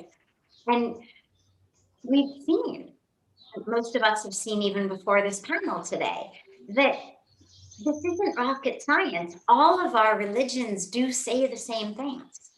All of our traditions say the same things. Our books, our texts say the same things.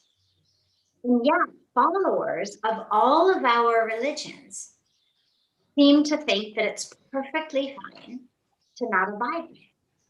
And the question then, the really hard question, but one that I think is essential for us to really honestly ask ourselves is, where is the limit in our teaching? And whether it's the teachings of here's how to live, whether it's the teachings of meditation so that we know who we are and then how to live, whatever it may be, let us really honestly look at ourselves when we're looking at problems of how so many of the people in the world today subscribing to our faiths are actually engaging in behaviors that are so much the antithesis of what all of our teachings teach. And I know that's not easy, and I know it's not a popular thing to say, but I think it's essential. And I think that each of us is committed to that honesty and that love for God and for humanity. And so let us together really commit to that courageousness, to be able to talk the talk and walk the talk and make sure that we really emphasize it. So on that level, there have been so many beautiful examples already shared. I know that our Global Interfaith WASH Alliance and Nikatan and all of our organizations have been so committed to really helping people bridge first cognitively and then in their actions between that which is in scripture and that which is in life. So for example, opportunities like Navaratri, Diwali, are beautiful opportunities where throughout the world, people are going to mandirs and worshiping the Mother Goddess. We're praying to the divine feminine. So many different forms, but we're doing her puja, whether it's in the form of young girls in our neighborhood, whether it's in the form of an image, a statue, a photograph, a picture. We're praying to the Mother Goddess by so many names, and to help people really understand that that Mother Goddess lives in our sisters, in our wives, in our mothers, in our daughters, in the women we see throughout our day in every capacity. And that in the same way that we would never walk into a mandir and slap the goddess or hit the goddess or speak badly to the goddess, you could never dream of it. Walking into a mandir, standing in front of Mahalakshmi or Mahasaraswati or Ma Durga and hitting her, taking a baseball bat to her, kicking her. It's almost sacrilege to even suggest it. And to help people really understand this goddess is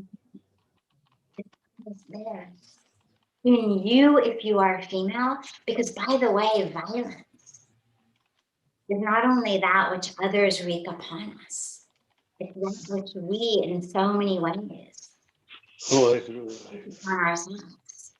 And so that awareness of the presence of the goddess has been something that we are deeply committed to.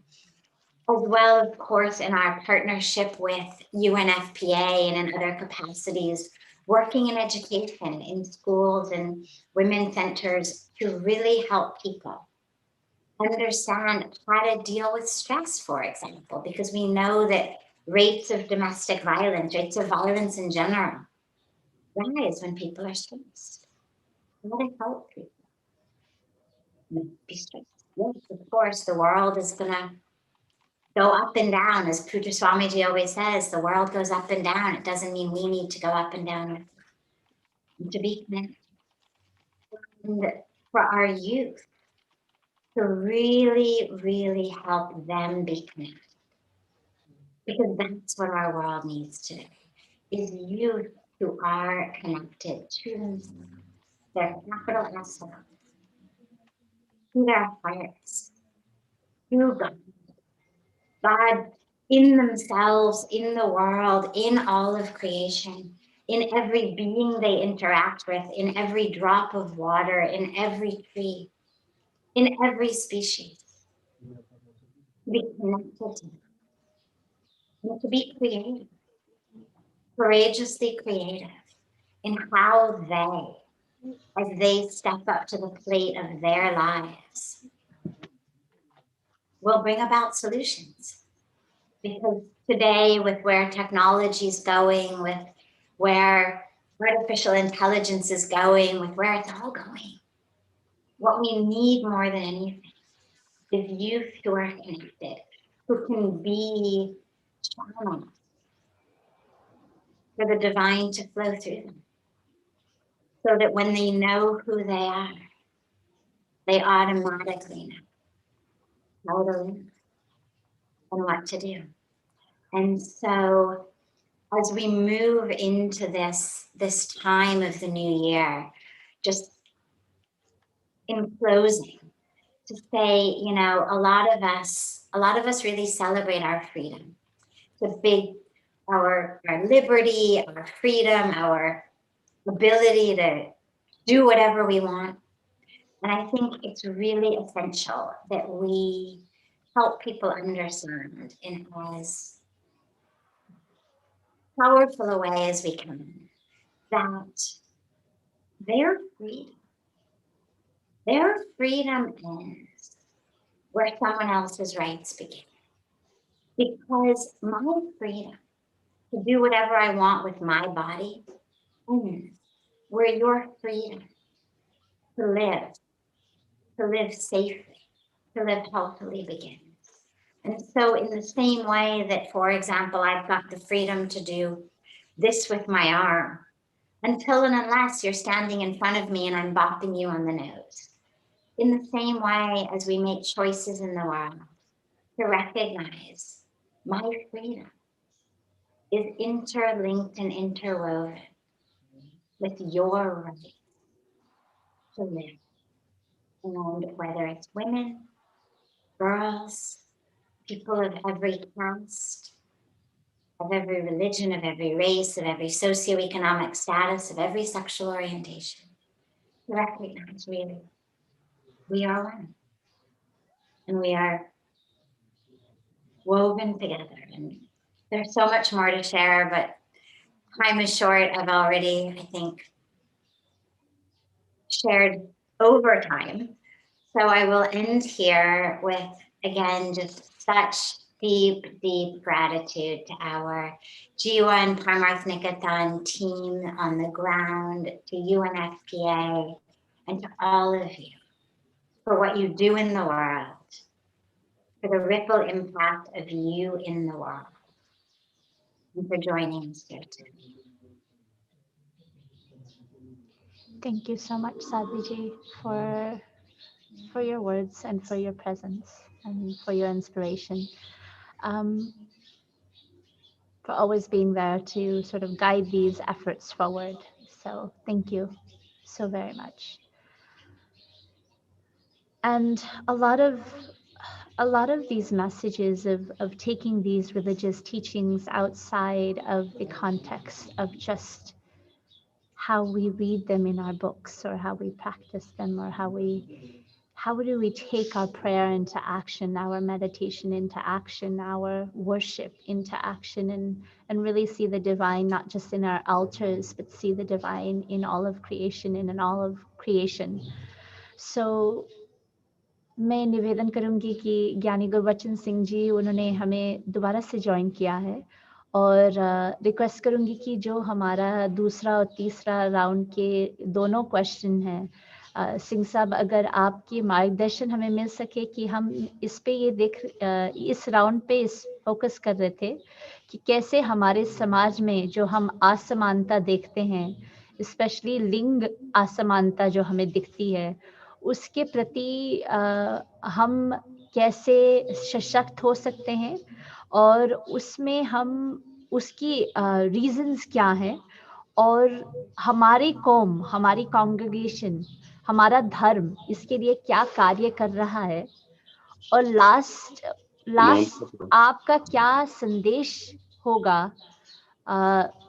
पुरुषों के लिए, लेकिन नारियों के लिए और युवाओं के लिए, कि कैसे वो एक न्यायपूर्ण समाज जिसमें समानता, सद्भावना की ये जो बीज है, वो बीज लगाते हुए वो कैसे आगे बढ़ सकते हैं। तो ये तीनों चीज अगर आप अपने संदेश में हमें अपना मार्गदर्शन दे सके तो हम बहुत ही आपका आशीर्वाद मानेंगे और आपका विशेष संदेश मानेंगे। वाहिगुरु जी का खालसा, वाहिगुरु जी की फतेह। ਅੱਜ ਸੰਸਾਰ ਦੇ ਵਿੱਚ ਅਸਮਾਨਤਾ ਬਹੁਤ ਜ਼ਿਆਦਾ ਫੈਲੀ ਹੋਈ, ਕਿਉਂਕਿ ਅਸੀਂ ਜਿਸ ਤਰ੍ਹਾਂ ਆਪਣੇ ਪਰਿਵਾਰ ਨਾਲ ਪਿਆਰ ਕਰਦੇ ਹਾਂ, ਆਪਣੀਆਂ ਬੱਚੀਆਂ ਨਾਲ ਪਿਆਰ ਕਰਦੇ ਹਾਂ, ਆਪਣੀਆਂ ਭੈਣਾਂ ਨਾਲ ਪਿਆਰ ਕਰਦੇ ਹਾਂ, ਦੂਸਰੀਆਂ ਇਸਤਰੀਆਂ ਪ੍ਰਤੀ ਸਾਡੀ ਉਹ ਭਾਵਨਾ ਜਿਹੜੀ ਹੈ ਸਾਡੇ ਵਿੱਚੋਂ ਬਹੁਤ ਜ਼ਿਆਦਾ ਕਰਕੇ ਨਿਕਲ ਚੁੱਕੀ ਹੈ।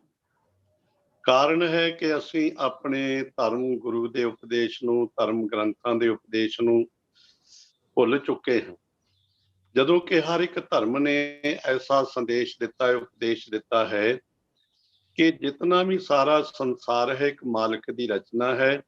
ਅਸੀਂ ਆਪਣੇ ਆਪਣੇ ਫਰਜ਼ਾਂ ਪ੍ਰਤੀ ਆਪਣੇ ਫਰਜ਼ਾਂ ਨੂੰ ਪੂਰਨਤਾ ਵਿੱਚ ਲਿਆਈਏ। ਜਿਸ ਤਰ੍ਹਾਂ ਕਿ ਸ੍ਰੀ ਗੁਰੂ ਗ੍ਰੰਥ ਸਾਹਿਬ ਜੀ ਦੇ ਵਿੱਚ ਬਹੁਤ ਹੀ ਸਪਸ਼ਟ ਉਪਦੇਸ਼ ਬਖਸ਼ਿਸ਼ ਕੀਤੇ ਨੇ। ਧਨ ਫਿਰ ਇਹ ਨਾ ਆਖੀਐ ਬਹਿਨੇ ਇਕੱਠੇ ਹੋਏ, ਏਕ ਜੋਤ ਦੋਏ ਮੂਰਤੀ ਧਨ ਫਿਰ ਕਹੀਐ ਸੋਏ।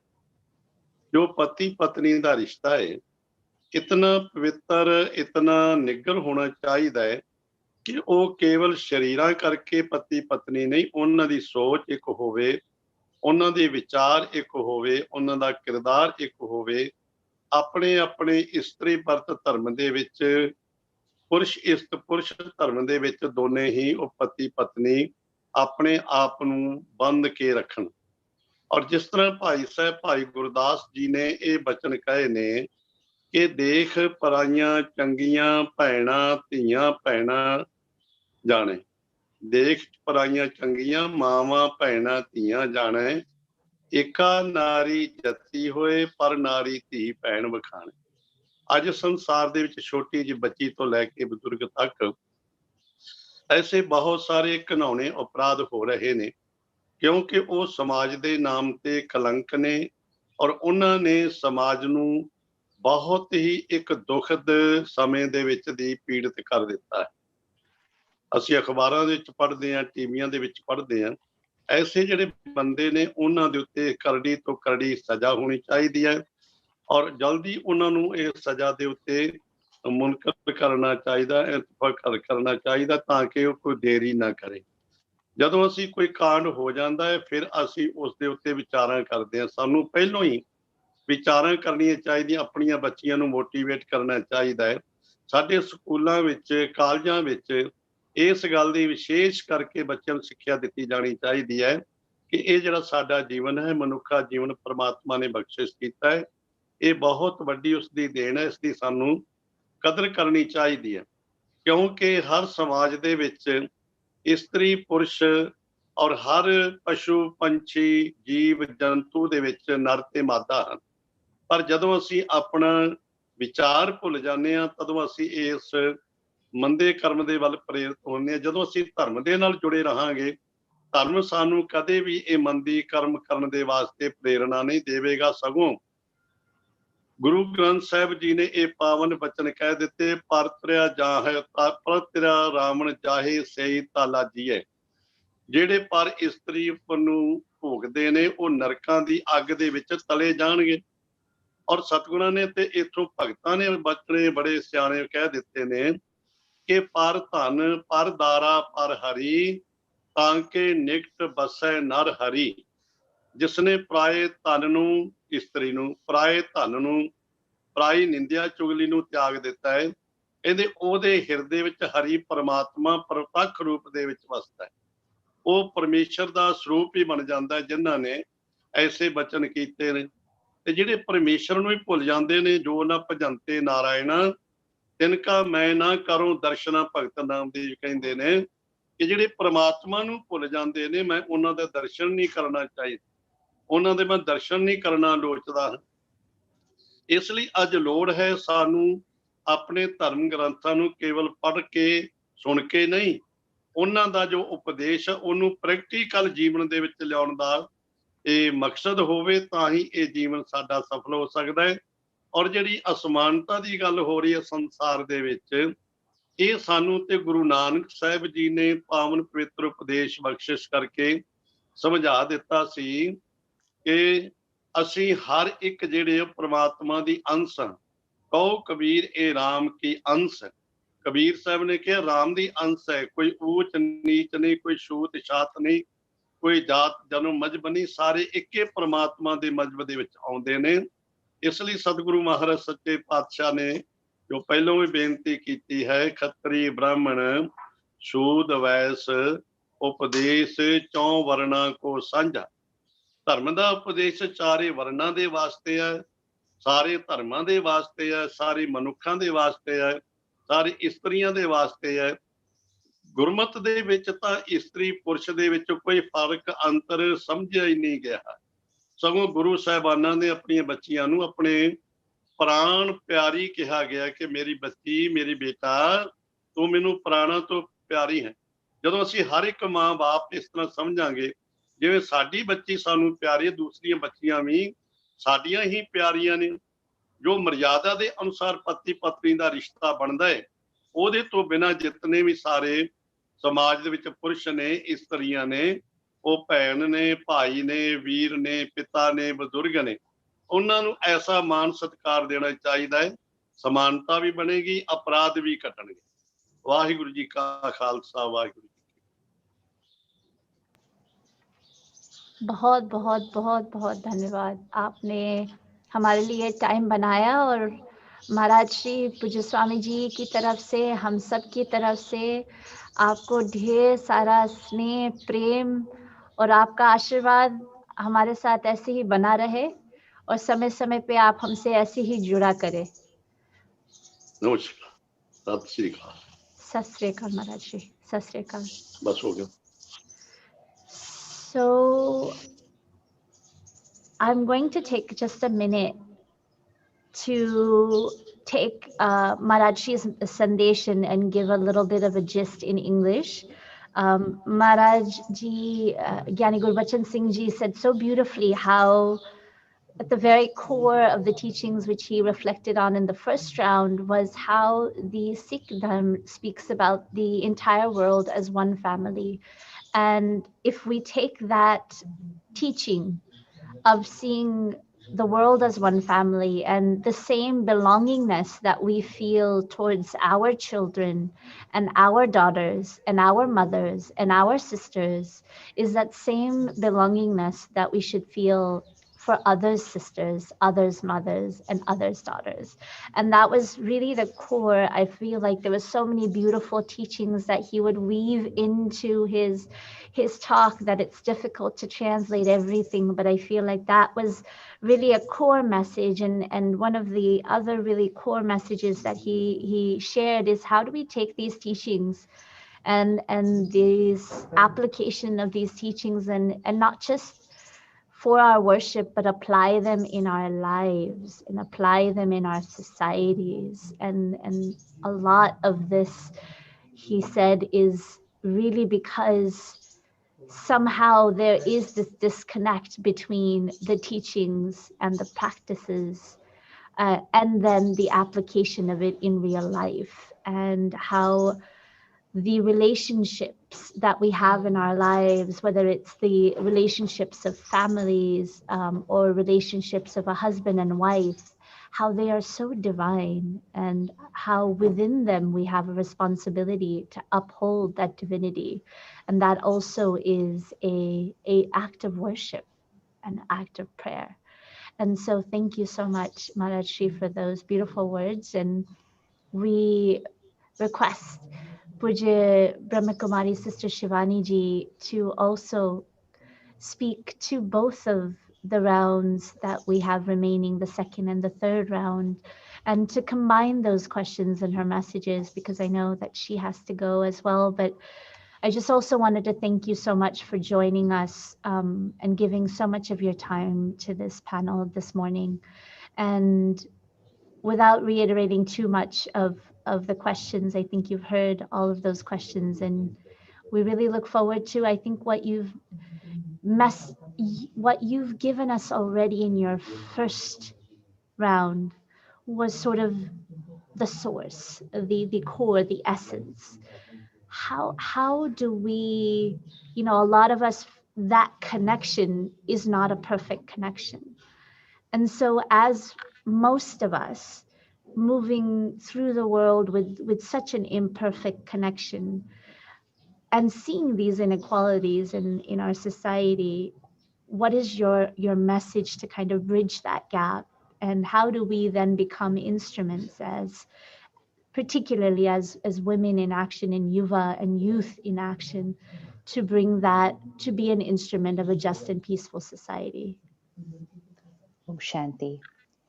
Like we understand physical health, we know I'm physically healthy, I'm physically unwell. We have parameters to see. This is physical health, this is physical disease, this is physical illness. Similarly, spiritual health and spiritual illness, or even if we don't want to use the word spiritual, emotional, because that's something nobody can disconnect from. In spirituality, some may say, oh, I'm not spiritual, or I'm not interested in spirituality. Never mind. Emotional health and emotional illness. When this energy here is healthy, purity, peace, love, contentment, detachment, this is our nature. But when this is unwell, which means it's not taken care of, then lust, anger, greed, ego, attachment, this becomes our sanskar. That's why the 5 vices, Kam, Krodh, Lobh, Moh, Ahankar, Panch Vikar, these 5 vices are actually the soul not well. And not well simply means not taking care of the self. So when I am living with those 5 vices, Kam, Krodh, Lobh, Moh, Ahankar, then violence becomes a part of my personality. It can be violence in different forms. One is violence in thoughts, which is not visible to anybody else, but only I know how much violence goes on inside. The way I think, I can create terror inside by the way I think, by the way I'm thinking about people, the way I'm thinking about the world, the way I'm thinking about myself. Every thought that I'm talking to myself inside sometimes can create a lot of pain. Who's giving me that pain? I am inflicting that pain on myself. This is a thought level violence. Second is a verbal violence, the way we speak to each other, the vocabulary we use, the manner in which we speak, and what we speak can sometimes hurt another person, and the wound can stay for a lifetime. This is verbal violence. And third is, of course, physical violence. Physical violence also is sometimes first self inflicting harm. There has been a lot of it, and a lot of it in these last 6 months, where people have tried to harm themselves physically, whether by slitting their wrist, whether by attempting suicide, and even more than that. So violence physically on the self, then violence on the other person. It could be man-woman violence. It can be a parent-child violence. It can be two people on the road. There is road rage. That is violence. It is just two neighbors having a difference of opinion and they get violent. Why is there so much violence physically? Because there is so much violence emotionally first. The energy flows from inside out. If someone is calm and peaceful here, they cannot be violent in their words and they definitely cannot be violent in their behaviors. So the first step, the seed, is the thought, then the word, and third is the action. So when someone is being violent, it is they who are very unwell right now and they need help. Yes, the one they are being violent with needs protection, but the one who is being violent needs healing. Needs healing. So it's time to emotionally heal ourselves so that this lust, anger, greed, ego, jealousy is healed and we go back to who we are: purity, peace, compassion, respect, unity. These are not things we want, these are things who we are. These are who we are. I'm a pure soul. I'm a peaceful soul. I'm a powerful soul. This is spiritual health, not taken care of. Anger is my nature. Stress is true. Anger is normal. Stress is necessary. Worry is normal. We started labeling disease as normal. And then that disease does not remain at thought level. It comes out in our words and behavior. So the need of the hour. It's so beautiful that we're all here together. The need of the hour is emotional healing. And that's why religion, spirituality, meditation, prayers, chanting, connecting with the divine, the supreme healer, is very important for this emotional healing. Simple steps that we can all take for emotional healing. Take care of the 5 things we consume, because what we consume is who we become. The 5 things we consume is what we watch, what we read, what we listen, what we eat, and what we drink. ये 5 चीजें हैं जो हम सुनते हैं, पढ़ते हैं, देखते हैं, खाते हैं, पीते हैं. ये 5 चीजें अंदर जाती हैं. These 5 things I consume, and what I consume is who I become, and who I become is then what I am to the world. So I just need to take care of these 5 things. First, what we eat. Let there be no violence in what we are eating. And so it's really important to consume a sattvic diet, so that the food I eat does not carry the vibrations of violence, death, and pain. High nutrition diet, but along with that, very important, high vibrational diet. Let's start eating prasad. Not food, not lunch, breakfast, dinner. Prasad in every meal, where the food is vegetarian, cooked in a very peaceful state of mind, eaten without phones and TV around us, starting with our prayer and meditation, and then consuming the prasad. Let very, very powerful, positive bhajans, spiritual songs, mantras play in the kitchen where the food is being cooked. Let the food be energized with purity and power with God's blessings, which will then empower every mind in the family. Jaisa ann, vaisa man. We are what we eat. So we really need to take care of what we eat and what we drink. Every glass of water we drink, we should pause for 5 seconds, give our thoughts of gratitude and affirmation of purity and power to our water. Water absorbs our thoughts. So what we eat and drink, what we watch, read, listen. A large impact here on who we are is because of what we are consuming from media and social media, because that's what we watch, read, listen. If what I watch, read, listen has lust, anger, greed, jealousy, ego, comparison, competition, then there's nothing much that can stop me from becoming that, because I'm consuming that as my emotional diet. So will be my personality. So will be my personality. So very important, restrict content consumption. When we sit like this scrolling our phones, this is not time pass. When we are sitting across changing channels, this is not entertainment. We are becoming that. Be very careful of every song you listen, every movie you watch, every serial you watch, every video you consume.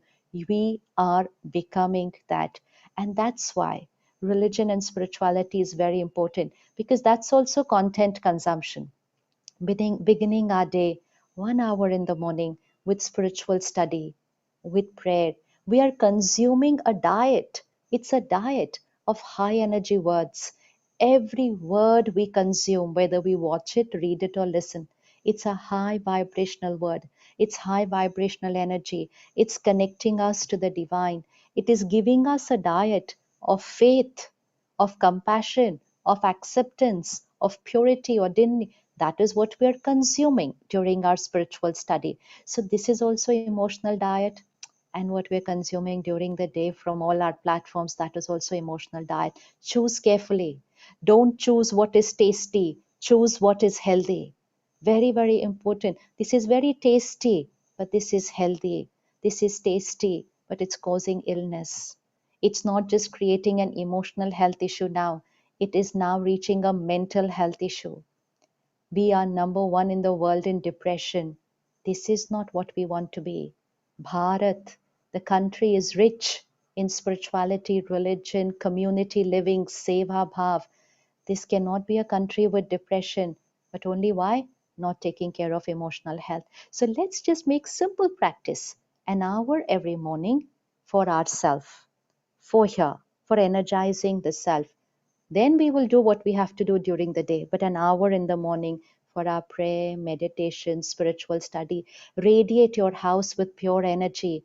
Even if your children are not practicing meditation with you, never mind. Your doing it will energize them with your vibrations. Cook sattvic food, cook yourself for your family, and have high energy words playing in the kitchen. No phone, no TV while meals. Let's make that a culture in the house, because we are what we eat. And then cooking with high energy words, beginning our meal with our prayer and our meditation for even 2-3 seconds, and very, very careful of the content we consume from the world. This is all this binge watching 10 episodes together on a Sunday. Oh, that was my Sunday. We're not realizing what it is doing to us as an individual. Little kids are watching cartoons with violence. Little kids, their cartoons has violence. What is going to be the personality?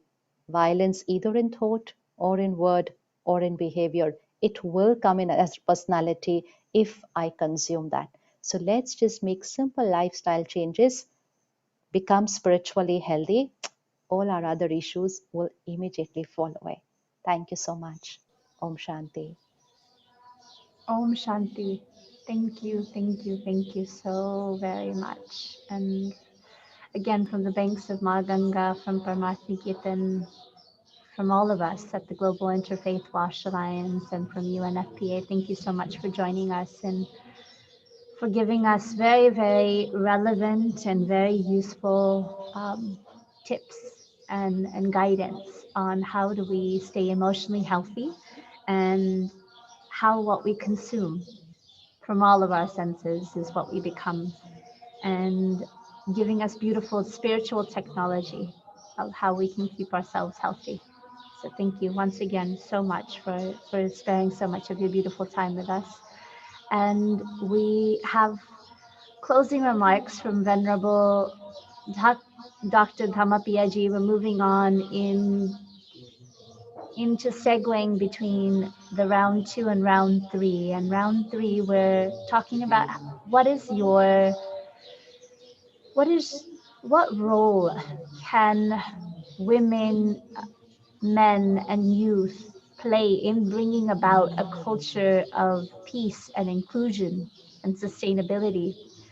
And what is your message for people, for women and men alike, but for youth in particular? Venerable Dr. Dhammapiyaji.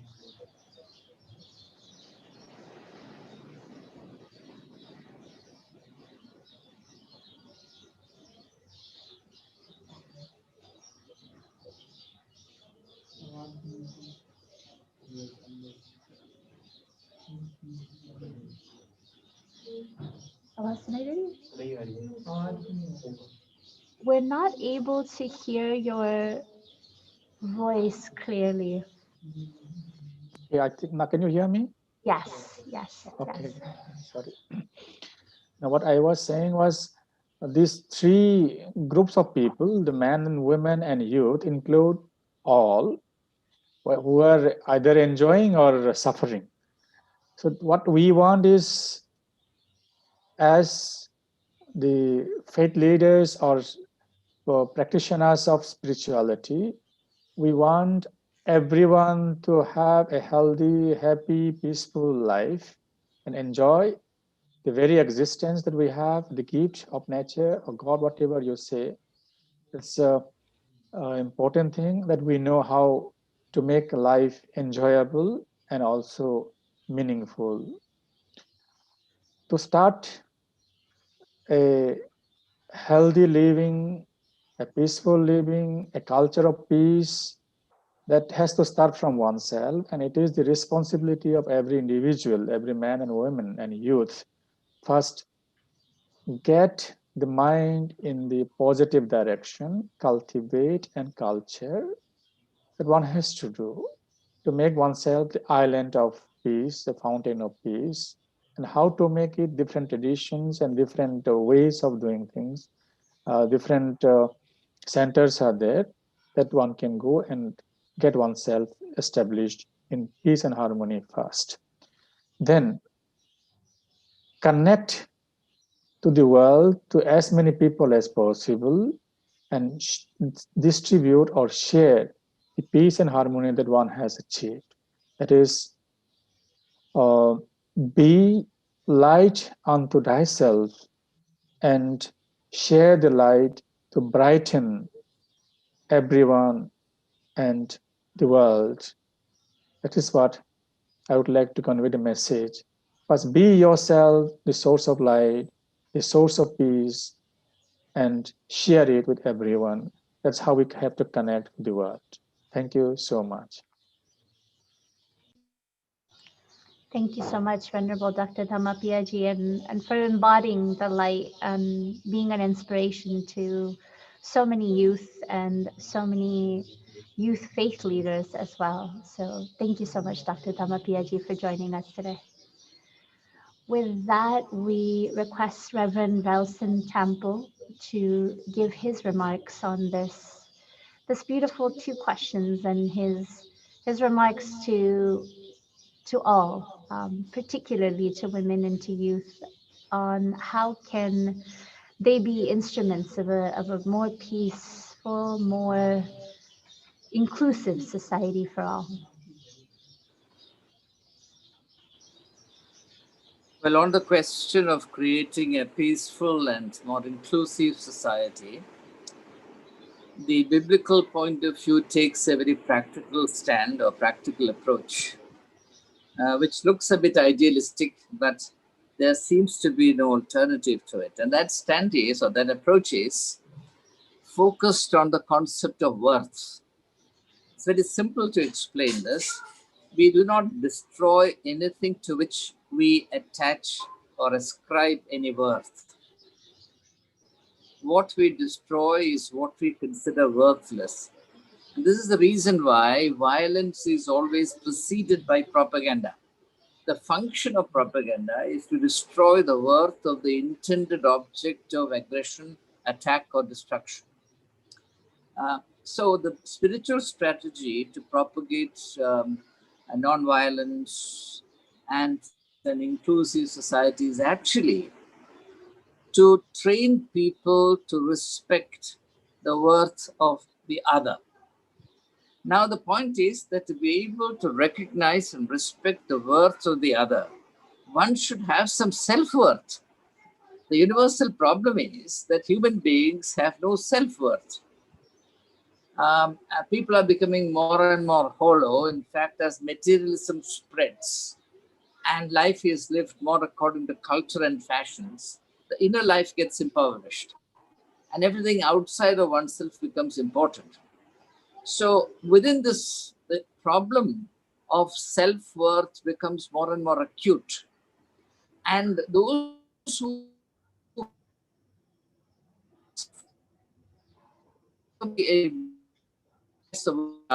feel insecure and miserable worth. And therefore, they recognize they respond to others in whom they recognize any worth with violence. It is as though your having some worth is a symbolic rebuke to their worthlessness. So this is a reality. And now the issue is this: how strategy for enabling individuals to acquire any worth at all? Now here the spiritual premise is that God is a repository of all worth. Human beings can have only derived or contingent worth. And where is that worth derived from? It is derived only from God. But then the problem arises that God is the most disfigured, misrepresented, caricatured concept in the world.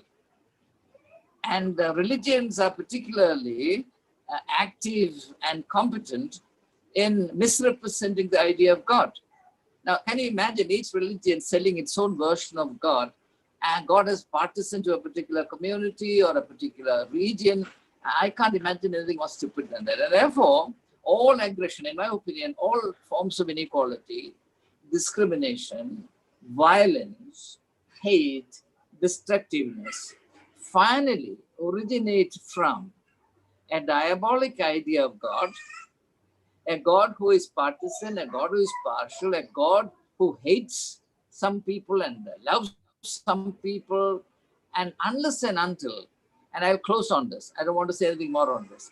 If humanity is to live in peace, if we are to take even a small step towards creating a culture of peace and harmony, the first thing to do is to set poor God free, liberate God.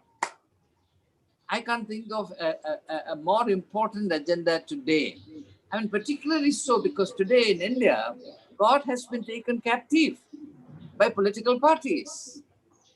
Now, we are all standing and watching this, and nobody is worried about it. Nobody understands what is going on. And the captivity, the political captivity of God is a precondition for the political violence in any culture. That's history. You can't change that principle. So, for centuries, we have talked about God liberating human beings. I want to reverse the order and say that ultimately the day has come for human beings to liberate God, set the poor God free so that he is free to be truly himself. And if God is allowed to be truly himself, I believe the world will be at peace. And I want to conclude by thanking all of you for extending your fellowship to me, which I greatly value. And I want to particularly appreciate this initiative. I want to make a practical suggestion. In the context of the fact that though India is a very unique example in world history of religious coexistence and harmony, something that has never happened in this country is creating a context in which can enter into cross-pollination. All different sectors. There's reaction. Now, for example, what has happened is different have been articulated, but there's a meeting.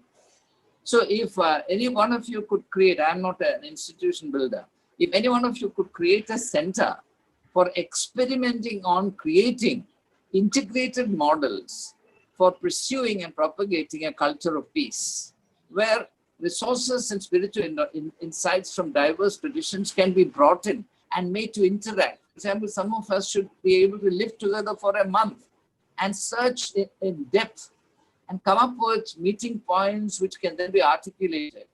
And that's the only way any significant progress can be made. Cross-fertilization, cross-pollination, which paves the way for the emergence of new and radical ideas, which can impact and change the existing situation. Otherwise, the present rot will continue until we reach the dead end, which unfortunately will be tragic for all of us. Well, thank you very much. And I wish the organizers and participants all the very best in their very, very valuable endeavors and enterprises. May God bless India. Thank you so much, Reverend Valson. Again, very, very honest and very insightful words, and setting God free. That's really beautiful way of looking at it, and your invitation to create such a platform, such a space, such a center to cross-pollinate these ideas and teachings and practices and ways of living and being together. So thank you again for your words and for joining us on this panel today. We sincerely look forward to reflecting on some of your suggestions and seeing how we can take them forward. With that, our round is beautifully coming to a conclusion with our message from Pujya Sadhvi Shri Shilapiji Maharaj. As we close this round, and your message, Sadhviji, on what can youth and women in particular, but what can everyone take back in terms of becoming an instrument of change in our society? Yes. सबसे पहला प्रश्न है बस नंदिनी जी कि हम अशांत क्यों हैं, क्यों ये हिंसा होती है, क्यों समाज में ये इनइक्वालिटी है, और क्यों हम एक दूसरे के साथ में जस्टिस से, न्याय से नहीं रह सकते हैं। हमने 300 साल पहले जब दुनिया में साइंटिफिक रेवोल्यूशन नहीं हुआ था, तब हम लोग पेड़ के नीचे बैठकर रोया करते थे। आज इतना बड़ा विकास, आज कोई भी साइंटिफिक टेक्नोलॉजिकल विकास आप देखिए, मोबाइल है, ट्विटर्स है, फेसबुक है, ये वेबिनार नया आ गया है। इतने सारे विकास के बाद में भी आज मनुष्य पहले पेड़ के नीचे बैठ के रोता था, अब एयर कंडीशन में रोता है, रोने में कोई फर्क नहीं है। इसका कारण क्या हुआ है? पूछा किसी ने महावीर से कि इस डिसैटिस्फैक्शन की, इस दुख की, इस पीड़ा का कारण क्या है? जैसे हम एक पेड़ को देखते हैं, पेड़ जब अपनी जड़ों से अलग हो जाता है तो वो पेड़ सूख जाता है, पेड़ मुरझा जाता है। तो हमने बहुत विकास तो किया, बाहर का विकास हुआ, लेकिन अंदर का विकास शायद हम करना जिस रेस पे होना चाहिए था उस रेस पे नहीं हुआ है। तो मनुष्य जीवन असंतुलित हो गया है।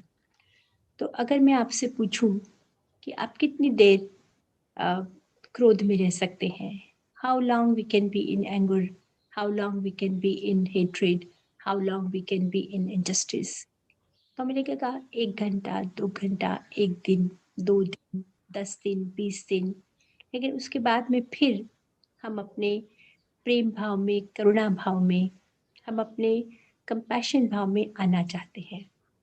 जैसे हम दूध को या पानी को गैस पे गर्म करते हैं, पानी उबलता है और थोड़ी देर के बाद में पानी ठंडा हो जाता है। इसका मतलब है पानी का जो स्वभाव है वो शीतलता है, पानी का जो रियल नेचर है वो शीतलता है, बाहर के कारणों से वो उबलता है, गर्म होता है। ऐसे ही हमारा जो अपना स्वभाव है, हमारा जो अपनी नेचर है, जो रियल नेचर है, जो स्यूडो आई नहीं है, वो प्रेम है, वो करुणा है, वो ज्ञान है, वो कंपैशन है। लेकिन बाहर की चीज़ों से जब हम कनेक्ट होते हैं, बाहर के जब विजातीय तत्व आते हैं, तब अपना स्वभाव भूलकर हम उसमें रंगित होकर हम अपना स्वभाव छोड़ देते हैं। इससे मेरा ये मैसेज है सबके लिए कि 24 घंटे में 24 मिनट अपने लिए, हम अपने को स्ट्रेंथन करने के लिए, अपने स्वभाव के नज़दीक आने के लिए, अपने प्रेमपूर्ण और करुणापूर्ण नेचर को मैनिफेस्ट करने के लिए हम प्रयत्न करें। बाहर में कितना भी विकास कर लेंगे, लेकिन फिर भी खिचखिच, फिर भी कुछ ना कुछ डिसैटिस्फैक्शन रहेगा, फिर भी लगेगा और चाहिए और चाहिए और चाहिए। और जब हम अपने से जुड़ते हैं, जब स्वयं से जुड़ते हैं, परमात्मा से जुड़ते हैं, ईश्वर से जुड़ते हैं, इस दुनिया की एक डिवाइन एनर्जी से जुड़ते हैं, तो एक अनूठा सेटिस्फैक्शन, अनूठा अपनत्व, और फिर हम देने वाले बनते हैं, लेने वाले नहीं बनते हैं। आप देखिए प्रकृति चारों ओर है, सूर्य देता है, चंद्रमा देता है, नदियाँ देती है, पेड़ देते हैं, ये फूल देते हैं, फल देते हैं, बिना किसी अपेक्षा के देते ही जाते हैं, देते ही जाते हैं। जब परमात्मा का हमसे स्पर्श होता है, परमात्मा का हमसे जोड़ होता है, तब हम देने वाले बनते हैं। और जब देने वाले बनते हैं तब अपेक्षाएं कम होती हैं, अपेक्षाएं कम होती हैं तो हिंसा कम होती है। तो मेरा मैसेज है सबके लिए, मेरा संदेश है कि सुबह उठने के साथ में हम ये ना सोचें कि दूसरों ने हमारे लिए क्या किया, हम ये सोचें कि हम दूसरों के लिए क्या कर रहे हैं। जब अपेक्षाएं कम होती हैं तब हिंसाएं कम होती हैं, हिंसाएं कम होती हैं तो डिसैटिस्फैक्शन कम होती है। तो जैसे प्रकृति देता है, प्रकृति देती है, परमात्मा देता है, ये डिविनिटी देती है, ऐसे ही हम देने वाले बने। हम तो जैसे लेने के लिए ही बने हैं, बचपन से हम लेते ही जाते हैं, लेते ही जाते हैं। लेकिन जब दिव्यता का आविर्भाव होता है तब हम देना शुरू करते हैं, और तब हम सेल्फलेस देना शुरू करते हैं, और तब हम निस्वार्थ भाव से देना शुरू करते हैं। देना ही आनंद हो जाता है, देना ही अपने आप में पूर्णता होती है, और फिर किसी चीज की अपेक्षा नहीं रहती है। पति पत्नी से मांगता है, पत्नी पति से मांगती है, बच्चे बड़ों से शिकायत करते हैं, बड़े बच्चों से शिकायत करते हैं, क्योंकि मुझे क्या मिला, मुझे क्या मिला, मुझे क्या मिला। परमात्मा देता है, ईश्वर देता है, प्रकृति देती है, हम भी देने वाले बने, और हम भरे अपने आप को परमात्मा के दिव्य प्रेम से, परमात्मा की दिव्य करुणा से, उसकी बांसुरी बने, हम उसकी फ्लूट बने, उसके मैसेंजर बने, और कह सके ईश्वर से कि मुझे, you please make me your messenger, please make me your, I am your flute, you sing your divine song through me, sing your divine melody through me, through you, and I become your instrument to bring this world, to bring to this world a peace, happiness, and just world. Thank you very much, Ganga ji, for your amazing, amazing effort continuously for the betterment of humanity. Thank you very much. Thank you so much, Sadhvi ji. You know, I was just thinking कि हजारों मील की यात्रा एक कदम से शुरू होती है, and आप सबके आशीर्वाद, आशीर्वचन has inspired us to take this journey of 1,000 miles, maybe starting with a single step. And some of these teachings and some of these messages that we've heard are so divine and so profound, and we'll be converting them into videos that will be available on our social media platforms. And it's such a privilege to be able to bring this type of a webinar together. We will continue this conversation tomorrow from 10 to 12 with another panel of interfaith leaders. We will be having tomorrow Pujya Swamiji, Imam Umar Ilyasi ji, Giani Ranjit Singhji, Nazneen Rohani, Sister Lucy, and Salman Chishti ji. So do join us back again tomorrow from 10 to 12, and a big, huge gratitude-filled thank you to all of our respected faith leaders and panelists and speakers. Thank you so much for sparing your time and for joining us today, and for sharing your insights and your words of wisdom, of insight, of inspiration, of how do we take these teachings into practice. And also a thank you to the team who has put this together, and particularly to the UNFPA country representative, Miss Argentina Matavel Piquen, who's not here, who's not able to join us physically for the webinars, but has been such a beautiful vessel of bringing this partnership together, and has really envisioned our work together in how can UNFPA and GIWA come together. And Sadhvi Bhagawati Saraswatiji, who has been so pivotal in bringing this partnership to fruition. beautiful words and the address that we had from Shriram Haridassji, who spoke on the commitment that UNFPA has to rights and choices, and also is a great pillar of our partnership.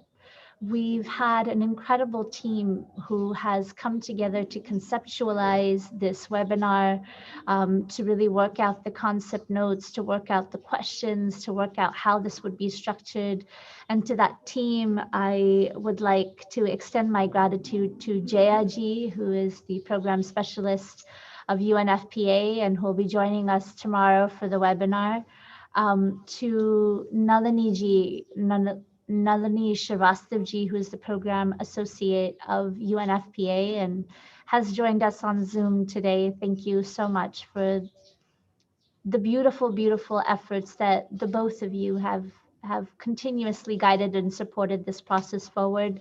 Thank you also to Dipti Merotraji for being such a beautiful advisor, consultant, part of the team, to really conceptualize this webinar and to bring it to fruition in such a beautiful way. So to the entire UNFPA India team, much, much gratitude from all of us here at GIWA, and to the entire GIWA team, as Sadhvi has already extended to our Senior Program Manager, Aryaji, to the entire team who has made the webinar possible, has coordinated all of this, to Deepak Sharmaji, to Sukhnur Kaur, to Satyavir, to Himanshu and Ashish and the entire team. There's so many people who have come together as their beautiful seva and putting together this webinar, and to the countless many who have assisted us throughout these days to make it possible for us to bring these messages of faith to the masses and really allow us to reflect on them and see how can we bridge these ideals of faith and these teachings of faith into the reality of today. And then how do we take this to inspire a more just, a more peaceful society for all, and really for all, not just men, women, and youth, but for transgender, for all of creation, and not just for the human beings, but for all of living beings. And so as we continue this conversation tomorrow, please do join us again from 10 to 12. We will have another beautiful round of diverse faith traditions being represented on the panel. And thank you for staying on with us and joining us from all across the world through the online platform. Om Shanti, Jai Ganga, Sat Sri Akal, Amen. And a beautiful, beautiful, beautiful, heart-filled, love-filled gratitude to everyone. And with that, we will conclude today's panel.